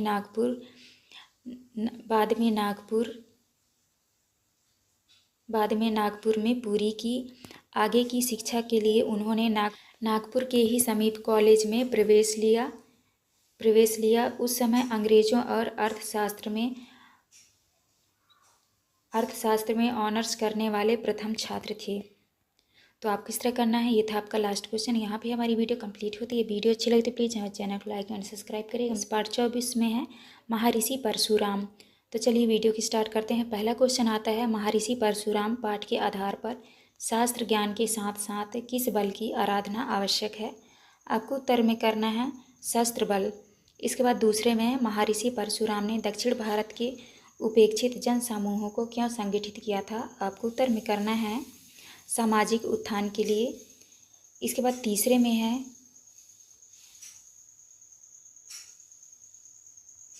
तीसरा क्वेश्चन है परशु का अर्थ है। तो आपको उत्तर में करना है कुठार। इसके बाद नेक्स्ट आता है आपका चौथे में है संस्मरण शब्द में कौन सा प्रत्यय शब्दांश लगाकर संस्मरणीय शब्द बनेगा। तो आपको उत्तर में लिखना है बी नंबर ई। इसके बाद पांचवें में है समीक्षा शब्द का संधि विच्छेद है। तो आपको उत्तर में लिखना है पर धन इच्छा। तो आप इस तरह कर लीजिएगा। इसके बाद आपका नेक्स्ट क्वेश्चन आता है। नेक्स्ट है आपका रिक्त स्थानों वाले प्रश्न। तो आपको छठवें में भरना है शिव और सातवें में भरना है आपको मार्शल आर्ट, आठवें में भरना है आपको धनुष और नौवें में भरना है आपको पंछी और 10वें में भरना है आपको तत्पुरुष। आप इस तरह भर लीजिएगा। इसके बाद नेक्स्ट आता है आपका प्रश्न क्रमांक 11 में है महर्षि परशुराम का जन्म किस युग में हुआ था। आपको उत्तर में क्या करना है महर्षि परशुराम का जन्म चैत्रा युग में हुआ। 12 में है पाठ के आधार पर महर्षि परशुराम की वंश परंपरा के व्यक्तियों के नाम क्रम से लिखे। तो आपको उत्तर में लिखना है पिता महर्षि जमदग्नि, माता रेणुका, पितामह महर्षि ऋतिक और पितामह महर्षि मृगु। इसके बाद नेक्स्ट क्वेश्चन आता है प्रश्न क्रमांक 13 में है पौराणिक ग्रंथों और जनमानस में महर्षि परशुराम की कौन सी छवि अंकित है। आपको उत्तर में करना है पौराणिक ग्रंथों के अनुसार महर्षि परशुराम को विष्णु के छठे अवतार के रूप में माना जाता है। 14 में महर्षि परशुराम किस बात के समन्वय के प्रतीक हैं। तो आपको उत्तर मिल है महर्षि परशुराम शस्त्र शास्त्र की समन्वयी शक्ति के प्रतीक हैं। इसके बाद आता है आपका लघुत्तरी प्रश्न। प्रश्न क्रमांक 15 में है भार्गव राम परशुराम क्यों कहलाए जाने लगे थे। आपको उत्तर मिल रहे हैं भगुकुल में जन्म लेने के कारण उन्हें भार्गव परशुराम कहा जाने लगा। 16 में है परशुराम जी ने श्री राम के संबंध में अपने संदेह को कैसे दूर किया। आपको उत्तर मिल गया है परशुराम जी ने अपना दिव्य शस्त्र सारंग नामक धनुष जो विष्णु का धनुष था उसे श्री राम के हाथों में देकर ऊपर प्रत्याचा चढ़ाने को कहा और राम ने उस पर प्रत्याचढ़ा दिया जिससे परशुराम का संदेह दूर हो गया। इसके बाद आता है आपका प्रश्न क्रमांक 17 में महर्षि परशुराम द्वारा शस्त्र का प्रयोग किस उद्देश्य के लिए किया जाता था। आपको उत्तर में लिखना है महर्षि परशुराम द्वारा शस्त्र का प्रयोग मानव समाज में आत्मरक्षण और सामाजिक सुख संरक्षण के लिए किया था। 18 में महर्षि परशुराम ने किन किन लोगों को शास्त्र शिक्षा दी और क्यों? आपको उत्तर में करना है शास्त्र और शस्त्रों में निपुण महर्षि परशुराम के द्वारा युग में देवव्रत भीम द्रोणाचार्य आदि को शस्त्र विद्या की शिक्षा दी थी। इसके बाद नेक्स्ट क्वेश्चन आता है आपका दीर्घोत्तरीय प्रश्न क्रमांक 19 में है, महर्षि परशुराम जी द्वारा सामाजिक उत्थान के लिए किए गए कार्यों का उल्लेख कीजिए। आपको उत्तर में लिखना, महर्षि परशुराम ने सामाजिक उत्थान की दृष्टि से तत्कालीन दक्षिण भारत के तटवर्ती निवासरत अपेक्षित जनसमूहों को संगठित किया, उन्हें शिक्षित और संस्कारित कर समाज की मुख्य धारा में सम्मिलित किया। इसके बाद आता है, तो ये था आपका लास्ट क्वेश्चन। यहाँ पे हमारी वीडियो कंप्लीट होती है। वीडियो अच्छी लगी तो प्लीज़ हमारे चैनल को लाइक एंड सब्सक्राइब करिएगा। मिलते हैं अब नेक्स्ट वीडियो में।